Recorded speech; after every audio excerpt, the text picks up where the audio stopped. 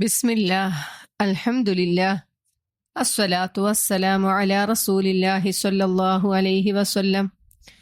റബ്ബിശ്റഹ് ലി സ്വദ്രി വയസ്സിർ ലി അംരി വഹ്ലുൽ ഉഖ്ദതം മിൻ ലിസാനി യഫ്ഖഹു ഖൗലി. അസ്സലാമു അലൈക്കും വറഹ്മത്തുള്ളാഹി വബറകാതുഹു. ഇൻഷാ അല്ലാഹ് ഇന്ന് പരിശുദ്ധ ഖുർആനിലെ 3-ാമത്തെ അധ്യായമായ സൂറത്തു ആലു ഇമ്രാനാണ് നമ്മൾ അർത്ഥം മനസ്സിലാക്കാൻ ഉദ്ദേശിക്കുന്നത്. നമ്മൾ ഡീറ്റെയിൽ ആയിട്ട് ഓരോ ആയത്തുകളായിട്ടും മനസ്സിലാക്കിയതാണ്. അതിൻ്റെ ഒരു റിവിഷനാണ് ഇന്ന് നമ്മൾ ഉദ്ദേശിക്കുന്നത്. ഈ സൂറത്ത് മദീനയിൽ അവതരിച്ചതാണ്. 200 ആയത്തുകളാണ് ഈ സൂറത്തിലുള്ളത്. ആലു ഇമ്രാൻ എന്ന് വെച്ചാൽ ഇമ്രാൻ കുടുംബം എന്നാണ് ഈ സൂറത്തിന്റെ പേരിന്റെ അർത്ഥം. ഈ സൂറത്തിനെ നമുക്ക് 4ആയിട്ട് ഡിവൈഡ് ചെയ്യാം. 1 തുടങ്ങി 32 വരെയുള്ള ആയത്തുകൾ ബദർ യുദ്ധം കഴിഞ്ഞ ഉടനെ അവതരിച്ച ആയത്തുകളാണ്. ബദർ യുദ്ധം എന്ന് പറഞ്ഞാൽ ഹിജ്റ 2-ാം വർഷം റമളാൻ 17-നായിരുന്നു ബദർ യുദ്ധം. അത് കഴിഞ്ഞ ഉടനെ തന്നെ അവതരിച്ച ആയത്തുകളാണ് ആദ്യ ഭാഗം. പിന്നെ 33 തുടങ്ങി 63 വരെയുള്ള ആയത്തുകൾ ഹിജ്റ 9-ാം വർഷം നജ്റാനിൽ നിന്നും ഒരു ക്രിസ്തീയ നിവേദക സംഘം നബി സ്വല്ലല്ലാഹു അലൈഹി വസല്ലമയെ കാണാൻ വന്നു. ആ ഒരു സമയത്ത് അവതരിച്ച ആയത്തുകളാണ് രണ്ടാമത്തെ ഭാഗം. 3-ാമത്തെ ഭാഗം എന്ന് പറയുന്നത് 64 തുടങ്ങി 120 വരെയുള്ള ആയത്തുകളാണ്. അത് ബദർ യുദ്ധത്തിന് ശേഷം എന്നാൽ ഉഹദ് യുദ്ധത്തിന് മുമ്പായിട്ട്. ആദ്യം പറഞ്ഞ ഭാഗം ബദർ യുദ്ധം കഴിഞ്ഞ ഉടനെ തന്നെയാണ്. ഇത് ബദർ യുദ്ധം കഴിഞ്ഞ് കുറച്ച് കഴിഞ്ഞ് ഉഹദ് നടക്കണേന് കുറച്ച് മുമ്പ്. ഉഹദ് യുദ്ധം നടക്കണെന്നാണ് ഹിജ്റ 3-ാം വർഷം ഷവ്വാൽ 3-നാണ്. അപ്പോൾ അതിന് തൊട്ട് മുമ്പായിട്ടാണ് 3-ാമത്തെ ഭാഗം അവതരിക്കണത്. 4-ാമത്തെ ഭാഗം എന്ന് പറഞ്ഞാൽ 121 തുടങ്ങി 200 വരെയുള്ള ആയത്തുകൾ ഉഹദ് യുദ്ധത്തിന് ശേഷം. ഉഹദ് യുദ്ധമൊക്കെ കഴിഞ്ഞിട്ട് അള്ളാഹു അതിൻ്റെ ഒരു നിരൂപണമാണ് നമുക്ക് പറഞ്ഞു തരുന്നത്. അപ്പൊ ഇങ്ങനെ ഒരു 4 ഭാഗമായിട്ട് നമുക്ക് സൂറത്തിനെ ഡിവൈഡ് ചെയ്യാം. ഈ സൂറത്ത് ആരംഭിക്കണത് അലിഫ് ലാം മീം എന്ന് പറയുന്ന ഹുറൂഫുൽ മുഖത്ത കൊണ്ടാണ്. നമ്മൾ സൂറത്തുൽ ബഖറയും അങ്ങനെ തന്നെയായിരുന്നു. അപ്പൊ എപ്പോഴും ഈ ഹുറൂഫുൽ മുഖത്ത കഴിഞ്ഞു കഴിഞ്ഞാൽ ഖുർആനെ കുറിച്ചിട്ട് ആയിരിക്കും പ്രതിപാദിക്കണമെന്ന് നമ്മൾ മനസ്സിലാക്കിയിട്ടുണ്ടായിരുന്നു. ഇവിടെ ആദ്യം തന്നെ അള്ളാഹുവിനെ കുറിച്ചാണ് പറയണത്. അള്ളാഹു അല്ലാതെ മറ്റൊരു ഇലാഹില്ല, അള്ളാഹു എന്നെന്നും ജീവിച്ചിരിക്കുന്നവനും സർവ്വനിയന്താവുമാകുന്നു എന്ന് പറഞ്ഞിട്ട് പിന്നെ പറയണത് വേദഗ്രന്ഥത്തിനെ കുറിച്ചിട്ടാണ്. ആദ്യം പറയണത് നമ്മളുടെ ഈ ഖുർആനെ കുറിച്ചിട്ടും പിന്നീട് മുമ്പ് വന്ന തൗറാത്തിനെയും ഇഞ്ചീലിനെ കുറിച്ചിട്ടൊക്കെയാണ് ഇതിൽ പറയണത്. അപ്പൊ ആദ്യ ഭാഗം അള്ളാഹു പറഞ്ഞു ഈ ഖുർആൻ, ഈ കിതാബ് യഥാർത്ഥ പ്രകാരം മുമ്പുള്ള വേദഗ്രന്ഥങ്ങളെ തൗറാത്തിനെയും ഇഞ്ചീലിനെയും സത്യപ്പെടുത്തിക്കൊണ്ട് യഥാർത്ഥ പ്രകാരം അള്ളാഹു അവതരിപ്പിച്ചതാണ്, നബി സല്ലല്ലാഹു അലൈഹി വസല്ലമയുടെ മേൽ അവതരിപ്പിച്ചതാണ് എന്നാണ് അള്ളാഹു ആദ്യം തന്നെ പറയണത്. ഇനി ഈ ദൃഷ്ടാന്തങ്ങളിൽ, ഈ ആയത്തുകളിൽ അവിശ്വസിച്ച ആളുകൾക്ക് കഠിനമായ ശിക്ഷ അള്ളാഹു ഒരുക്കി വെച്ചിട്ടുണ്ട് എന്ന് പറഞ്ഞു. അള്ളാഹു ഏറെ പ്രതാപശാലിയും ശിക്ഷാ നടപടി എടുക്കുന്നവനുമാണ്. ദുൻതിഖാം എന്നാണ് പറഞ്ഞത്. പിന്നെ അള്ളാഹുവിന്റെ ഒരു ക്വാളിറ്റി പറയാണ്, അള്ളാഹു ആകാശഭൂമികളിലുള്ളത് മുഴുവനും അള്ളാഹുവിനെ അറിയാം, അതിലൊന്നും അള്ളാഹ്ക്ക് അവ്യക്തതയില്ല, എല്ലാം വ്യക്തമായിട്ട് അറിയാമെന്ന് പറഞ്ഞു.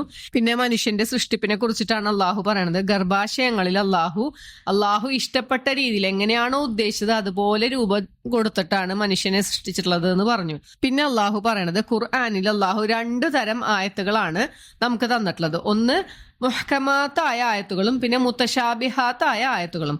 മുഹ്കമാത്ത് എന്ന് വെച്ചിട്ടുണ്ടെങ്കിൽ നമുക്ക് ഏറ്റവും ദൃഢപ്രധാനമായ ആയത്തുകൾ, വളരെ സിമ്പിൾ ആയിരിക്കും ആയത്ത്, നമ്മൾ വളരെ വ്യക്തവുമായിരിക്കും, ഏതൊരാൾക്കും വായിച്ചാൽ മനസ്സിലാവണ ഒരായത്താണ് മുഹ്കമാത്ത് എന്ന് പറയണത്.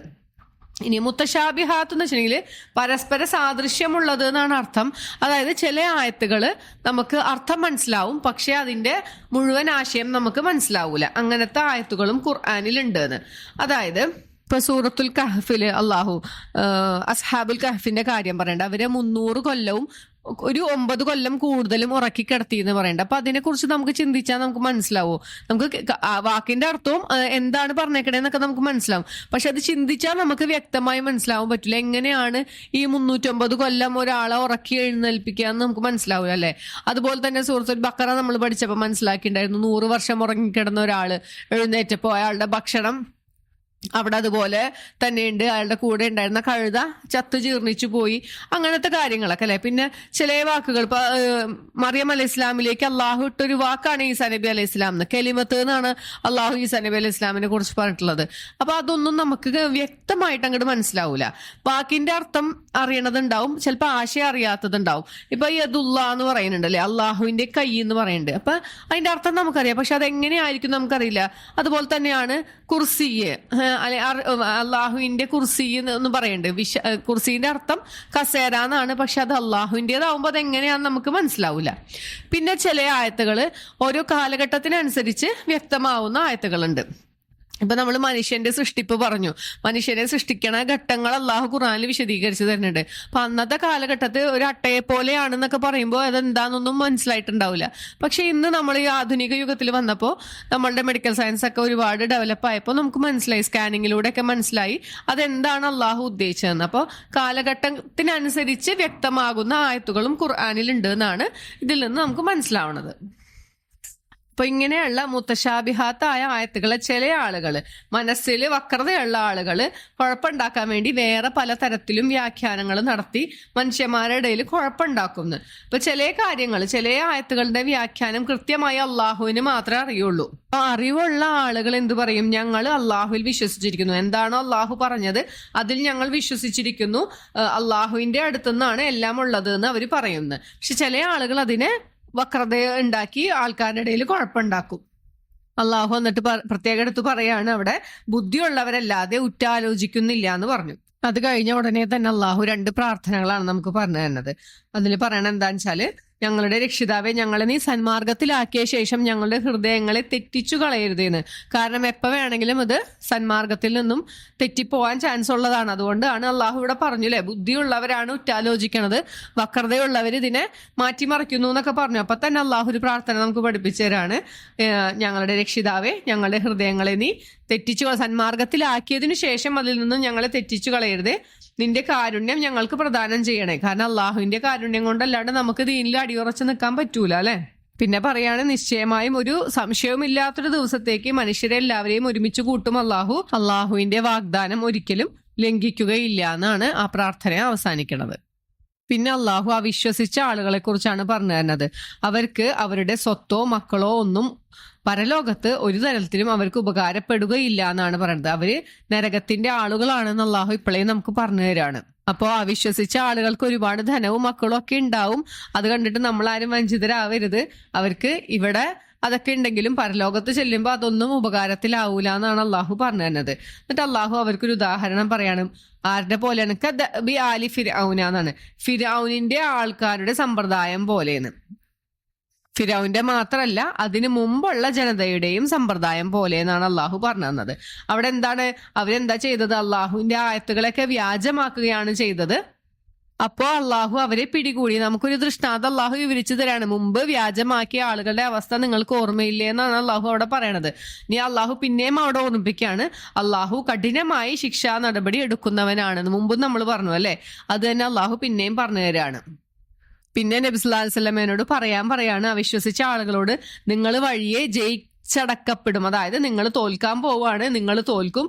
ഇനി ഒരുമിച്ച് നിങ്ങളെല്ലാവരെയും കൂടി അള്ളാഹു ജഹന്നമിൽ ഒരുമിച്ച് കൂട്ടും, അത് ഏറ്റവും വളരെ മോശമായ ഒരു സ്ഥലമാണെന്ന് അള്ളാഹു പറഞ്ഞു തന്നു. ഇനി അള്ളാഹു ബദർ യുദ്ധത്തിനെ കുറിച്ചിട്ടാണ് പറയണത്. ബദർ യുദ്ധത്തില് നിങ്ങൾക്ക് ദൃഷ്ടാന്തമുണ്ട്. കാരണം എന്താണ്? ബദർ യുദ്ധം എന്ന് വെച്ചിട്ടുണ്ടെങ്കിൽ വളരെ കുറച്ച് സത്യവിശ്വാസികളാണ് ഉണ്ടായത്. 313 ആളുകളും അപ്പുറത്തെ ശത്രുക്കളുടെ സൈഡിൽ 1000 ആളുകളായിരുന്നു ഉണ്ടായിരുന്നത്. എന്നിട്ടും ആരാണ് ജയിച്ചത്? സത്യവിശ്വാസികളാണ് ജയിച്ചത്. അപ്പൊ അള്ളാഹു പറയാണ്, അതിലൊരു വിഭാഗം അള്ളാഹുവിന്റെ ആളുകളും മറ്റൊരു വിഭാഗം എന്താണ് കാഫിറുകളുമായിരുന്നു. അള്ളാഹുവിന്റെ സഹായം കൊണ്ട് ഈ സത്യവിശ്വാസികളുടെ ഈ ചെറിയ സംഘത്തെ അള്ളാഹു ജയിപ്പിക്കുകയാണ് ഉണ്ടായത്. അപ്പൊ അതിൽ നിങ്ങൾക്ക് ദൃഷ്ടാന്തം ഉണ്ട് എന്നാണ് അള്ളാഹു പറയണത്. അള്ളാഹുവിന്റെ സഹായം കൊണ്ട് അള്ളാഹു അവരെ ശക്തിപ്പെടുത്തുകയാണ് ചെയ്തത്. അപ്പൊ അതുപോലെയുള്ള സഹായങ്ങൾ അള്ളാഹുവിന്റെ ഭാഗത്തു നിന്ന് ഉണ്ടാവും എന്നാണ് അള്ളാഹു പറഞ്ഞു തന്നത്. പിന്നെ അള്ളാഹു പറയണത്, ഈ ഇഹലോകത്ത് മനുഷ്യന് ഏറ്റവും സ്നേഹം തോന്നണ കാര്യങ്ങൾ എന്തൊക്കെയാണെന്നാണ്. നമ്മളുടെ ദേഹേച്ഛകളെ കുറിച്ചിട്ടാണ് പറഞ്ഞു തരുന്നത്. സ്ത്രീകള്, സന്താനങ്ങള്, സ്വർണത്തിന്റെയും വെള്ളിയുടെയും കൂമ്പാരങ്ങൾ, അതായത് ഇന്നത്തെ ഭാഷയിൽ പറയുകയാണെങ്കിൽ ഒരുപാട് സ്വത്ത്, പിന്നെ കുതിരകള്, അടയാളപ്പെടുത്തിയ കുതിരകൾ എന്ന് വെച്ചിട്ടുണ്ടെങ്കിൽ ഇന്നത്തെ കാലഘട്ടത്തിൽ ആലോചിക്കുമ്പോൾ വാഹനങ്ങൾ, യാത്രയ്ക്ക് ഉപകരിക്കുന്ന സാധനങ്ങൾ, പിന്നെ കന്നുകാലികളും കൃഷിയും, ഇതെല്ലാമാണ് മനുഷ്യന് ഏറ്റവും ഇഷ്ടപ്പെട്ട, ഈ ഇഹലോകത്ത് ഏറ്റവും ഇഷ്ടം തോന്നുന്ന സാധനങ്ങൾ. ഇതൊക്കെ നമ്മുടെ ദേഹേച്ഛകളിൽ പെട്ടതാണ്. അപ്പൊ അള്ളാഹു പറയാണ്, ഇതൊക്കെ ഐഹിക ലോകത്തിന്റെ തുച്ഛമായ വിഭവങ്ങൾ മാത്രമാണ്. അള്ളാഹുവിന്റെ അടുത്തേക്കാണ് നമ്മൾ തിരിച്ചു ചെല്ലേണ്ടത്. ഇതിലൊന്നും നിങ്ങൾ വഞ്ചിതരായി പോകരുത് എന്നാണ് അള്ളാഹു പറഞ്ഞു തരുന്നത്. ഇത്രയും കാര്യങ്ങൾ അള്ളാഹു പറഞ്ഞിട്ട് പിന്നെ പറയാണ്, നിങ്ങൾക്ക് ഇതിനേലും നല്ലൊരു കാര്യം ഞാൻ പറഞ്ഞു തരട്ടെയോ എന്ന് പറഞ്ഞിട്ട് അള്ളാഹു പറയാണ്, അള്ളാഹു നിങ്ങൾക്ക് ഒരുക്കി വെച്ചിട്ടുള്ളത് ഇതിനേലും ഒക്കെ മുന്തിയതാണ് അല്ലെ. സ്വർഗം അള്ളാഹു താഴ്ഭാഗത്ത് കൂടി അരുവികൾ ഒഴുകുന്ന സ്വർഗത്തോപ്പുകൾ അള്ളാഹു നിങ്ങൾക്ക് അവിടെ ഒരുക്കി വെച്ചിട്ടുണ്ട്. നിങ്ങൾ അവിടെ നിത്യവാസികളായിരിക്കും.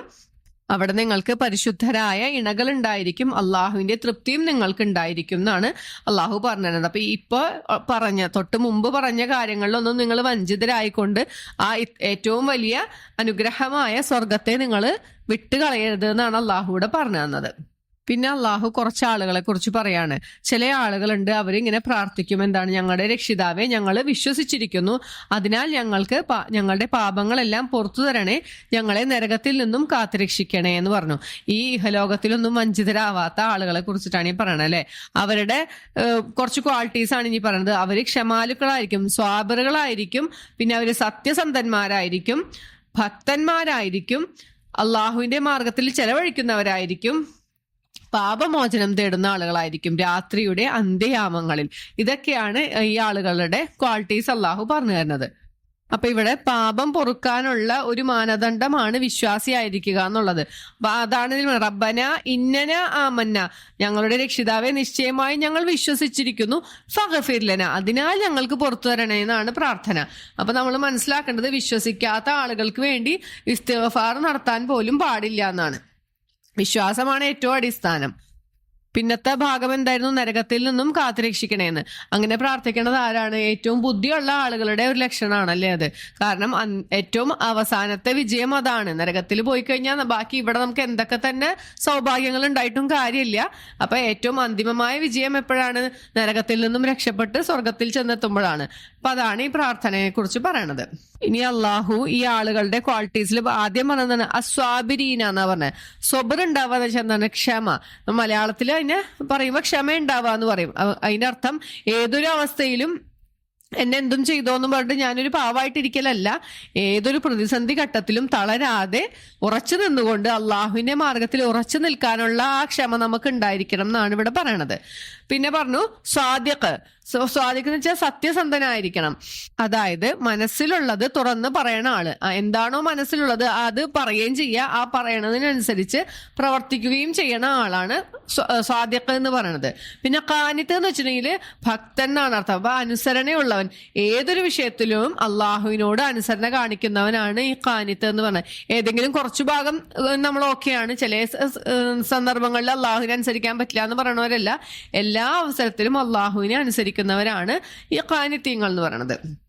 പിന്നെ മുൻഫിഖീൻ എന്ന് വെച്ചിട്ടുണ്ടെങ്കിൽ ചിലവഴിക്കുന്നവർ എന്നാണ്. അത് ഒരുപാട് സമ്പത്തുള്ളവർ മാത്രമല്ല, ഏതൊരാളാണെങ്കിലും അവരുടെ കഴിവിനനുസരിച്ച് അള്ളാഹുവിന്റെ മാർഗത്തിൽ ചെലവഴിക്കുന്ന ആളുകളെയാണ് അതിൽ പറയണത്. പിന്നെ നമുക്ക് എല്ലാവർക്കും അറിയണ കാര്യമാണ് രാത്രിയുടെ അന്ത്യസമയങ്ങളിൽ പശ്ചാത്തപിക്കുക, പാപമോചനം തേടുന്ന ആളുകൾ. അള്ളാഹു എല്ലാ ദിവസവും സുബഹിക്ക് മുമ്പായിട്ട് 7-ാം ആകാശത്ത് ഇറങ്ങി വരികയും ആരുണ്ട് എന്നോട് പാപമോചനം തേടാന്ന് ചോദിക്കണ ഒരു സമയമുണ്ടല്ലേ, ആ സമയത്ത് അള്ളാഹുവിനോട് പാപമോചനം തേടുകയും ചെയ്യുന്ന ആളുകൾ ആണ് എന്നാണ് അള്ളാഹു പറയണത്. അടുത്തത് നമുക്കെല്ലാം പരിചയമുള്ള ഒരു ആയത്താണ്. അതിൽ അള്ളാഹു പറയണത് എന്താണ്? ആദ്യം തന്നെ അള്ളാഹു സാക്ഷ്യപ്പെടുത്താണ് അള്ളാഹു അല്ലാതെ മറ്റൊരു ഇലാഹില്ല എന്ന്. അതുപോലെ തന്നെ മലക്കുകളും ഇതിന് സാക്ഷ്യം വഹിച്ചിരിക്കുന്നു എന്നാണ് അള്ളാഹു പറഞ്ഞത്. അറിവുള്ള ആളുകളും. മലക്കുകൾ സാക്ഷ്യം വഹിച്ചിരിക്കുന്നു എന്ന് പറയാൻ കാരണം മലക്കുകൾ അള്ളാഹുവിന്റെ പെൺമക്കളാണെന്ന് ആ ജാഹിലിയ കാലത്തൊരു വിശ്വാസം ഉണ്ടായിരുന്നു. അപ്പൊ അള്ളാഹു ഇവിടെ പറയാണ് അള്ളാഹു അല്ലാതെ മറ്റൊരു ഇലാഹില്ല, അള്ളാഹു ഏകനാണ് എന്നുള്ള കാര്യത്തില് മലക്കുകളും അറിവുള്ള ആളുകളും സാക്ഷ്യം വഹിച്ചിട്ടുണ്ട്. അള്ളാഹു നീതി നിലനിർത്തുന്നവനാണ്, അള്ളാഹു അല്ലാതെ മറ്റൊരു ഇലാഹില്ല, അള്ളാഹു പ്രതാപശാലിയും അഗാധജ്ഞനുമാണ് എന്ന് അള്ളാഹു നമുക്ക് പറഞ്ഞു തരാണ് അവിടെ. പിന്നെ പറഞ്ഞു അള്ളാഹുവിന്റെ അടുത്ത സ്വീകാര്യമായ മതം എന്താണ്? ഇസ്ലാം മാത്രമാണ് എന്ന് അള്ളാഹു പറഞ്ഞു തരാണ്. ഇസ്ലാം എന്ന് വെച്ചിട്ടുണ്ടെങ്കിൽ മനുഷ്യ സമൂഹത്തിന് അള്ളാഹു നൽകിയ ഒരു ജീവിത വ്യവസ്ഥയാണ്. അല്ലാണ്ട് നബി സല്ലല്ലാഹു അലൈഹി വസല്ലമ കൊണ്ടുവന്ന ഒരു മതമൊന്നുമല്ല ഇസ്ലാം. ഇത് മനുഷ്യൻ എന്നുണ്ടായോ അന്ന് മുതലേ ഉണ്ട് ഈ ഇസ്ലാം എന്ന് പറയുന്ന ഈ മതം. എല്ലാ പ്രവാചകന്മാരും പഠിപ്പിച്ചത് ഈ മതമാണ്. പക്ഷെ എന്താണ്, ശരീഅത്തിൽ ചിലപ്പോൾ വ്യത്യാസങ്ങൾ ഉണ്ടായിരിക്കാം. ഓരോ ഇപ്പൊ നമസ്കാരം, നോമ്പ്, സക്കാത്ത് അതൊക്കെ പല സമൂഹങ്ങൾക്കും പലതരത്തിലായിരുന്നിരിക്കാം. പക്ഷെ എല്ലാത്തിന്റെയും അടിസ്ഥാനം ഒന്ന് തന്നെയാണ്, ലാ ഇലാഹ ഇല്ലല്ലാഹ് തന്നെയാണെന്ന് അള്ളാഹു പറയാണ്. അപ്പൊ അതനുസരിച്ചാൽ മാത്രമേ അള്ളാഹുവിന്റെ അടുത്ത് അള്ളാഹു സ്വീകരിക്കുകയുള്ളൂ. അപ്പൊ ഈ ലോകത്ത് ഒരുപാട് നല്ല കാര്യങ്ങൾ ചെയ്യുന്ന ആളുകളൊക്കെ ഉണ്ടായിരിക്കാം. അപ്പോൾ അവർക്ക് അള്ളാഹു അതിനുള്ള പ്രതിഫലം ഇവിടെ തന്നെ നൽകും. പരലോകത്ത് അള്ളാഹുവിന്റെ അടുത്ത് സ്വീകാര്യമായ മതം ഇസ്ലാം മാത്രമാണെന്ന് അള്ളാഹു നമുക്ക് പറഞ്ഞു തരാണ്. പിന്നെ അള്ളാഹു വേദക്കാരെ കുറിച്ച് പറയാണ്, അവർക്ക് വ്യക്തമായ അറിവ് കിട്ടിയതിന് ശേഷമാണ് അവർ ഈ ദീനിൽ നിന്നും തെറ്റിപ്പോയിട്ടുള്ളത്. അവരുടെ ധിക്കാരം കൊണ്ടാണ് അവർ ഇതിൽ നിന്ന് മാറിപ്പോയത് എന്നാണ് അള്ളാഹു പറയണത്. അങ്ങനെ അള്ളാഹുവിന്റെ ദീനിൽ നിന്നും തെറ്റിപ്പോയ ആളുകൾക്ക് അള്ളാഹു ശിക്ഷയുണ്ടെന്ന് പല സ്ഥലത്തും പറഞ്ഞിട്ടുണ്ടല്ലേ. അപ്പൊ അള്ളാഹു പറയാണ്, അള്ളാഹു വിചാരണ വളരെ വേഗത്തിലാക്കുന്നവനാകുന്നു. അവരുടെ വിചാരണയ്ക്ക് അധികം കാലതാമസമൊന്നുമില്ല. എല്ലാം വളരെ വേഗത്തിൽ അള്ളാഹു വിചാരണ നടത്തി അവർക്ക് ശിക്ഷ കൊടുക്കും എന്ന് അള്ളാഹു പറഞ്ഞു തരാണ്. പിന്നെ പറഞ്ഞു, വേദക്കാര് നബി സല്ലല്ലാഹു അലൈഹി വസല്ലമയുടെ അടുത്ത് തർക്കിക്കാൻ വന്നാൽ, ന്യായവാദം നടത്താൻ വന്നിട്ടുണ്ടെങ്കിൽ അവരോട് പറയുക, ഞാൻ അള്ളാഹുവിന് കീഴൊതുങ്ങിയിട്ടുണ്ട്, എന്റെ മുഖത്തെ ഞാൻ അള്ളാഹുവിന് കീഴൊതുങ്ങിയിട്ടുണ്ട്, എന്നെ പിൻപറ്റിയ ആളുകളും കീഴൊതുങ്ങിയിട്ടുണ്ട് എന്ന് പറയാം. അവരോട് ചോദിക്കുക, നിങ്ങൾ കീഴൊതുങ്ങിയോ? വേദക്കാരോടും അക്ഷരജ്ഞാനമില്ലാത്ത ആളുകളോടും ചോദിക്കുക, നിങ്ങൾ കീഴൊതുങ്ങിയോ എന്ന് ചോദിക്കാനാണ് അള്ളാഹു പറയണത്. ഇനി ആരെങ്കിലും കീഴൊതുങ്ങിയിട്ടുണ്ടെങ്കിൽ അവര് നേർമാർഗം പ്രാപിച്ചു. ഇനി ആരെങ്കിലും ഇതിൽ നിന്നും തെറ്റിപ്പോയാലോ, പ്രബോധനം എത്തിക്കൽ മാത്രമേ നബി സല്ലല്ലാഹു അലൈഹി വസല്ലമയുടെ മേൽ ബാധ്യതയുള്ളൂ എന്ന് അള്ളാഹു പറഞ്ഞു കൊടുക്കാണ്. ഇനി വീണ്ടും അള്ളാഹു വേദക്കാരെ കുറിച്ച് പറയാണ്. ഈ വേദക്കാരോട് എന്തെങ്കിലും ഒരു കാര്യത്തിന് തീരുമാനം കൽപ്പിക്കാനായിട്ട് വേദഗ്രന്ഥം അനുസരിച്ച് ചെയ്യാന്ന് പറഞ്ഞാല് അവരത് സമ്മതിക്കൂല, അവരതിൽ നിന്നും തിരിഞ്ഞു പോകും. ഇപ്പൊ നബി സല്ലല്ലാഹു അലൈഹി വസല്ലം ഖുർആനിലേക്ക് വിളിച്ചാലോ, അല്ലെങ്കിൽ യഥാർത്ഥ തൗറാത്തിലേക്കോ ഇഞ്ചീലിലേക്കോ അതിലെ കാര്യങ്ങൾ പറയാൻ വേണ്ടി വിളിച്ചിട്ടുണ്ടെങ്കിലും അവര് വരൂല, അവര് തിരിഞ്ഞു പോകും എന്നാണ് പറയണത്. ഇവിടെ അള്ളാഹു പറഞ്ഞേക്കണത്, വേദഗ്രന്ഥത്തിൽ നിന്നും ഒരു ഓഹരി കിട്ടിയ ആളുകൾ, നസീബ് എന്നാണ് അള്ളാഹു പറഞ്ഞേക്കണേ. നസീബ് എന്ന് വെച്ചിട്ടുണ്ടെങ്കിൽ ഭാഗം എന്നും അർത്ഥമുണ്ട്, അല്ലെങ്കിൽ ഓഹരി, അല്ലെങ്കിൽ ഭാഗ്യം എന്നുണ്ട്. അത് നമ്മൾ മനസ്സിലാക്കിയിരുന്നു അല്ലെ. ഭാഗ്യം കിട്ടിയ ആളുകൾ എന്ന് പറയാൻ കാരണം എന്താണ്? കാരണം അറിവില്ലാത്ത അറബികൾ അവിടെ ഉണ്ടല്ലേ, യാതൊരു വക അറിവോ വേദഗ്രന്ഥമോ ഒന്നും ഇല്ലാത്ത അറബികളുണ്ട്. അവരെ സംബന്ധിച്ച് നോക്കുമ്പോൾ ഈ വേദക്കാര് വളരെ ഭാഗ്യം ചെയ്തവരാണ്, അവർക്ക് അള്ളാഹുവിന്റെ വേദഗ്രന്ഥം കിട്ടിയ ആളുകളാണ്. പിന്നെ ഒരു ഭാഗം കിട്ടിയ ആളുകൾ എന്ന് പറയുന്നത് എന്താണ്? നബി സല്ലല്ലാഹു അലൈഹി വസല്ലമയുടെ കാലത്ത് ഉണ്ടായിരുന്ന ആ വേദക്കാരിലുണ്ടായിരുന്ന അവരുടെ വേദഗ്രന്ഥം എന്ന് പറയുന്നത് അള്ളാഹു പിച്ച മാതിരി അല്ല അല്ലെ. അതിൽ കുറെ കൈകടത്തലുകളൊക്കെ വന്ന് അതിൽ മറ്റുള്ള ആളുകളുടെ കുറെ ആയത്തുകളും ഉണ്ട്, അള്ളാഹുവിന്റെ യഥാർത്ഥ ആയത്തുകളും അതിലുണ്ട്. അതാണ് വേദഗ്രന്ഥത്തിൽ നിന്നും ഒരു ഭാഗം കിട്ടിയ ആളുകൾ എന്ന് പറയുന്നത്. ഈ ആളുകളെ കുറിച്ചിട്ടാണ് അള്ളാഹു പറഞ്ഞത്. നബി സല്ലല്ലാഹു അലൈഹി വസല്ലമയുടെ കാലത്ത് ഉണ്ടായിരുന്ന ഒരു ജൂത പ്രമാണിയുടെ മേല് ഒരു വ്യഭിചാര ആരോപണം ഉണ്ടായി. അപ്പൊ ആ സമയത്ത് വിധി കൽപ്പിക്കുന്നത് ആരാണ്? നബി സല്ലല്ലാഹു അലൈഹി വസല്ലമയാണല്ലേ. ഇവരുടെ നേതാവ് നബി സല്ലല്ലാഹു അലൈഹി വസല്ലമയാണ്. അപ്പൊ അങ്ങനെ വിധി കൽപ്പിക്കാനായിട്ട് നബി പറഞ്ഞു, എന്താണ്, നിങ്ങളുടെ വേദഗ്രന്ഥം കൊണ്ടുവരും, എന്നിട്ട് നമുക്ക് അതിലെന്താണോ വിധി പറഞ്ഞിട്ടുള്ളത് അതനുസരിച്ച് നമുക്ക് വിധി പ്രഖ്യാപിക്കാം എന്ന് പറഞ്ഞപ്പോൾ ഇവര് തിരിഞ്ഞു പോവുക ചെയ്തത്. ഇവര് വന്നില്ല. ഇവര് തിരിഞ്ഞു പോകാനുള്ള കാരണം എന്താണ്? കാരണം അവരുടെ വേദഗ്രന്ഥ പ്രകാരം വ്യഭിചാരം ചെയ്തവനെ കൊലപ്പെടുത്തണം എന്നാണ് അതിൽ ശിക്ഷ വിധിച്ചിട്ടുള്ളത്. അപ്പൊ അവർക്കത് അറിയാവുന്നത് കൊണ്ട് തന്നെ അവര് തിരിഞ്ഞുപോയി. ഒരിക്കൽ നബി സല്ലല്ലാഹു അലൈഹി വസല്ലമ ജൂതന്മാരുടെ അടുത്ത് പ്രബോധനത്തിന് ചെന്നപ്പോൾ അവിടെ ഉണ്ടായിരുന്ന ഒരു ജൂത പുരോഹിതൻ ചോദിച്ചു, നിന്റെ മതം ഏതാണെന്ന് ചോദിച്ചു. അപ്പൊ നബി സല്ലല്ലാഹു അലൈഹി വസല്ലം പറഞ്ഞു, ഞാൻ ഇബ്രാഹിം അലൈഹിസ്സലാമിന്റെ മതത്തിലാണെന്ന് പറഞ്ഞു. അപ്പൊ ആ പുരോഹിതൻ പറഞ്ഞു, ഇങ്ങനെ ഇബ്രാഹിം ജൂതനാണല്ലോ എന്ന് പറഞ്ഞു. നബി സല്ലല്ലാഹു അലൈഹി വസല്ലം പറഞ്ഞു, ഒരു കാര്യം ചെയ്യ്, നിങ്ങളുടെ വേദഗ്രന്ഥം കൊണ്ടുവരൂ, നമുക്ക് നോക്കാന്ന് പറഞ്ഞു. അങ്ങനെ അത് പറഞ്ഞ വഴിക്ക് ആള് പിന്നെ വേദഗ്രന്ഥം കൊണ്ടുവന്നൂല്ല, പിന്നീട് ഈ ഒരു സംഭാഷണത്തിന് വന്നൂല്ല. അപ്പോ ഈ പശ്ചാത്തലത്തിലാണ് ഈ ആയത്ത് അവതരിച്ചത്. പിന്നെ അള്ളാഹു പറഞ്ഞത്, ഇവർ ഈ വേദഗ്രന്ഥത്തിലേക്ക് നബി സല്ലല്ലാഹു അലൈഹി വസല്ലം ക്ഷണിക്കുമ്പോൾ വരാത്തതിന്റെ ഒരു കാരണം പറയാണ്.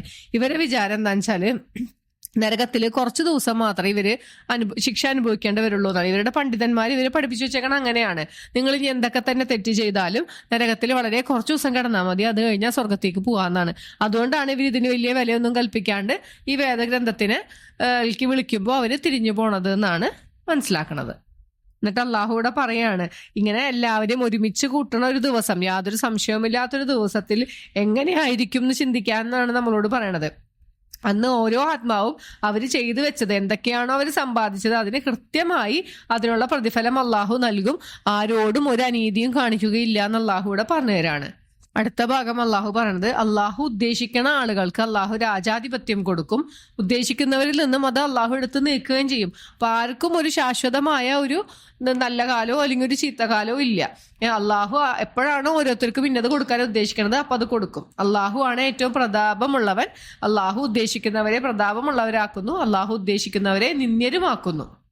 അള്ളാഹുവിന്റെ കയ്യിലാണ് എല്ലാ നന്മയും ഉള്ളത് എന്ന് അള്ളാഹു പറഞ്ഞു തരാണ്.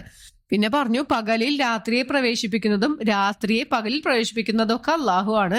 അള്ളാഹു ജീവനില്ലാത്തതിൽ നിന്നും ജീവനുള്ള വസ്തുക്കളെ കൊണ്ടുവരുന്നു, ഇനി ജീവനുള്ളതിൽ നിന്നും ജീവനില്ലാത്തയും കൊണ്ടുവരുന്നു. അള്ളാഹു ഉദ്ദേശിക്കുന്നവർക്ക് അള്ളാഹു കണക്കില്ലാണ്ട് കൊടുക്കുന്നു എന്ന് നമുക്ക് പറഞ്ഞു തന്നു. പിന്നെ അള്ളാഹു ഒരു നിയമം പറയാണ് സത്യവിശ്വാസികളെ വിളിച്ചുകൊണ്ട്. അതൊരു യുദ്ധത്തിന്റെ അടിസ്ഥാനത്തിൽ ഉള്ള ഒരു ആയത്താണ്. എന്താണ് അള്ളാഹു പറഞ്ഞത്? സത്യവിശ്വാസികളെ നിങ്ങൾ ഒരിക്കലും അവിശ്വാസികളെ നിങ്ങളുടെ ആത്മമിത്രങ്ങളാക്കി വെക്കരുത്. ഈ ഒരു ആശയം പല സ്ഥലത്തും അള്ളാഹു പറയുന്നുണ്ട് ഖുർആനില്. അപ്പൊ ഇതൊരിക്കലും ഇന്നത്തെ കാലത്ത് നോക്കുമ്പോൾ നമ്മൾ മറ്റൊരു മതസ്ഥരെ ചങ്ങാതികളാക്കി വെക്കാൻ പാടില്ല എന്നൊന്നല്ല പറയണത്. ഒരു യുദ്ധത്തിന്റെ ഒരു തന്ത്രം എന്ന നിലയ്ക്ക് നമ്മളുടെ രഹസ്യങ്ങളൊക്കെ അവർക്ക് പറഞ്ഞു കൊടുക്കാണ്ടിരിക്കാൻ നിങ്ങൾ അവരെ ആത്മമിത്രങ്ങളാക്കി വെക്കരുത് എന്നാണ് അള്ളാഹു പറയുന്നത്. ഇനി ആരെങ്കിലും അങ്ങനെ ചെയ്തിട്ടുണ്ടെങ്കിൽ അള്ളാഹുവിനെ സംബന്ധിച്ച് അള്ളാഹുവിന് ഇവരുമായി യാതൊരു ബന്ധവും ഇല്ല എന്നാണ് അള്ളാഹു പറയണത്. ഇവിടെ അള്ളാഹു ഉദ്ദേശിക്കുന്നത് നിങ്ങളൊരു സൂക്ഷ്മത പാലിക്കൽ മാത്രമാണ്. അവരിൽ നിന്നും നമ്മുടെ യുദ്ധതന്ത്രങ്ങളൊക്കെ അവർക്ക് കൈമാറാതിരിക്കാൻ വേണ്ടിയുള്ള ഒരു സൂക്ഷ്മതയാണ് അള്ളാഹു പറയണത്. അള്ളാഹു പറഞ്ഞു നിങ്ങൾ എപ്പോഴും ജാഗരൂകരായിരിക്കണം എന്നുള്ളൊരു താക്കീതാണ് അള്ളാഹു അവിടെ നമുക്ക് നൽകണത്. പിന്നെ അള്ളാഹു അവിടെ നിന്ന് ഓർമ്മിപ്പിക്കുകയാണ്, നിങ്ങളുടെ ഹൃദയങ്ങളിലുള്ളത് നിങ്ങൾ എങ്ങനെയൊക്കെ മറച്ചു വെച്ചാലും അള്ളാഹു അറിയുന്നു, പറഞ്ഞാലും ഒളിപ്പിച്ചു വെച്ചാലും ഒക്കെ അള്ളാഹു അറിയുന്നുണ്ട്.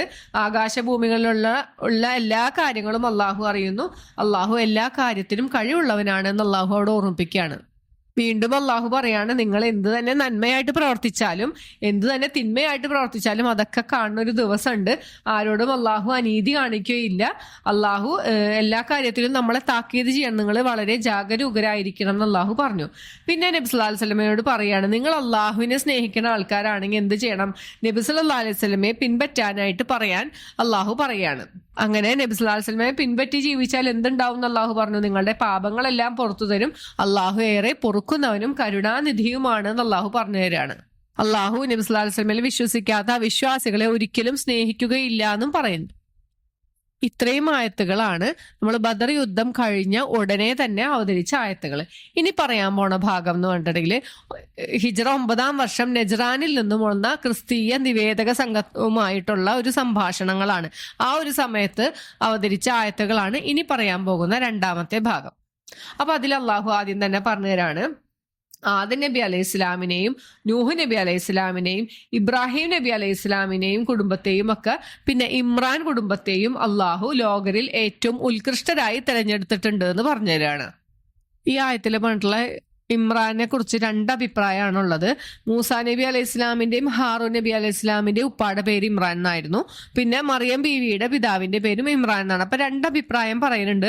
അപ്പൊ ഇതിൽ നമുക്ക് മുന്നോട്ട് പോണ ആയത്തിൽ നമുക്ക് മനസ്സിലാവുന്നത് മറിയം ബീവിനെ കുറിച്ചിട്ടാണ് പറയണത്. അതുകൊണ്ട് കൂടുതൽ നമ്മൾക്ക് അതിനോട് യോജിക്കണത് ഇത് മറിയം ബീവിയുടെ ഉപ്പാനെ കുറിച്ചിട്ടാണ് പറയണതെന്നാണ്. അടുത്ത ഭാഗം പറയണത് ഇമ്രാന്റെ ഭാര്യയായ ഹന്ന റളിയല്ലാഹു അൻഹയുടെ ഒരു പ്രാർത്ഥനയാണ്. എന്താണ്? ഇവർക്ക് കുട്ടികൾ ഉണ്ടായിരുന്നില്ല. ഈ ഇമ്രാനും ഹന്നയ്ക്കും കുട്ടികൾ ഉണ്ടായിരുന്നില്ല. അപ്പൊ അവര് ഒരു നേർച്ച നെയ്യത്താക്കാണ്, എനിക്ക് ഉണ്ടാവണ കുട്ടീനെ ഞാൻ ബൈത്തുൽ മുഖദ്ദസിലോട്ട് പരിപാലനത്തിന് വേണ്ടിയിട്ട് ബാക്കി എല്ലാത്തിൽ നിന്നും ഒഴിവാക്കി അതിനു വേണ്ടി മാത്രം നേർച്ചയാക്കുന്നു എന്ന് പറഞ്ഞു. അന്നത്തെ കാലത്ത് ഈ ആൺകുട്ടികളെ ബൈത്തുൽ മുഖദ്ദസിന്റെ പരിപാലനത്തിനാക്കി നേർച്ചയാക്കുന്ന ഒരു പതിവുണ്ടായിരുന്നു. അങ്ങനെ പ്രസവം നടന്നപ്പോൾ ഒരു പെൺകുട്ടിയാണ് ജനിച്ചത്.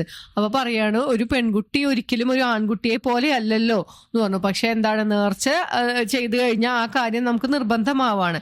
അങ്ങനെ ഈ കുട്ടീനെ ബൈത്തുൽ മുഖദ്ദസിന്റെ പരിപാലനത്തിനായിട്ട് പള്ളിയിലോട്ട് വിടുകയാണ്.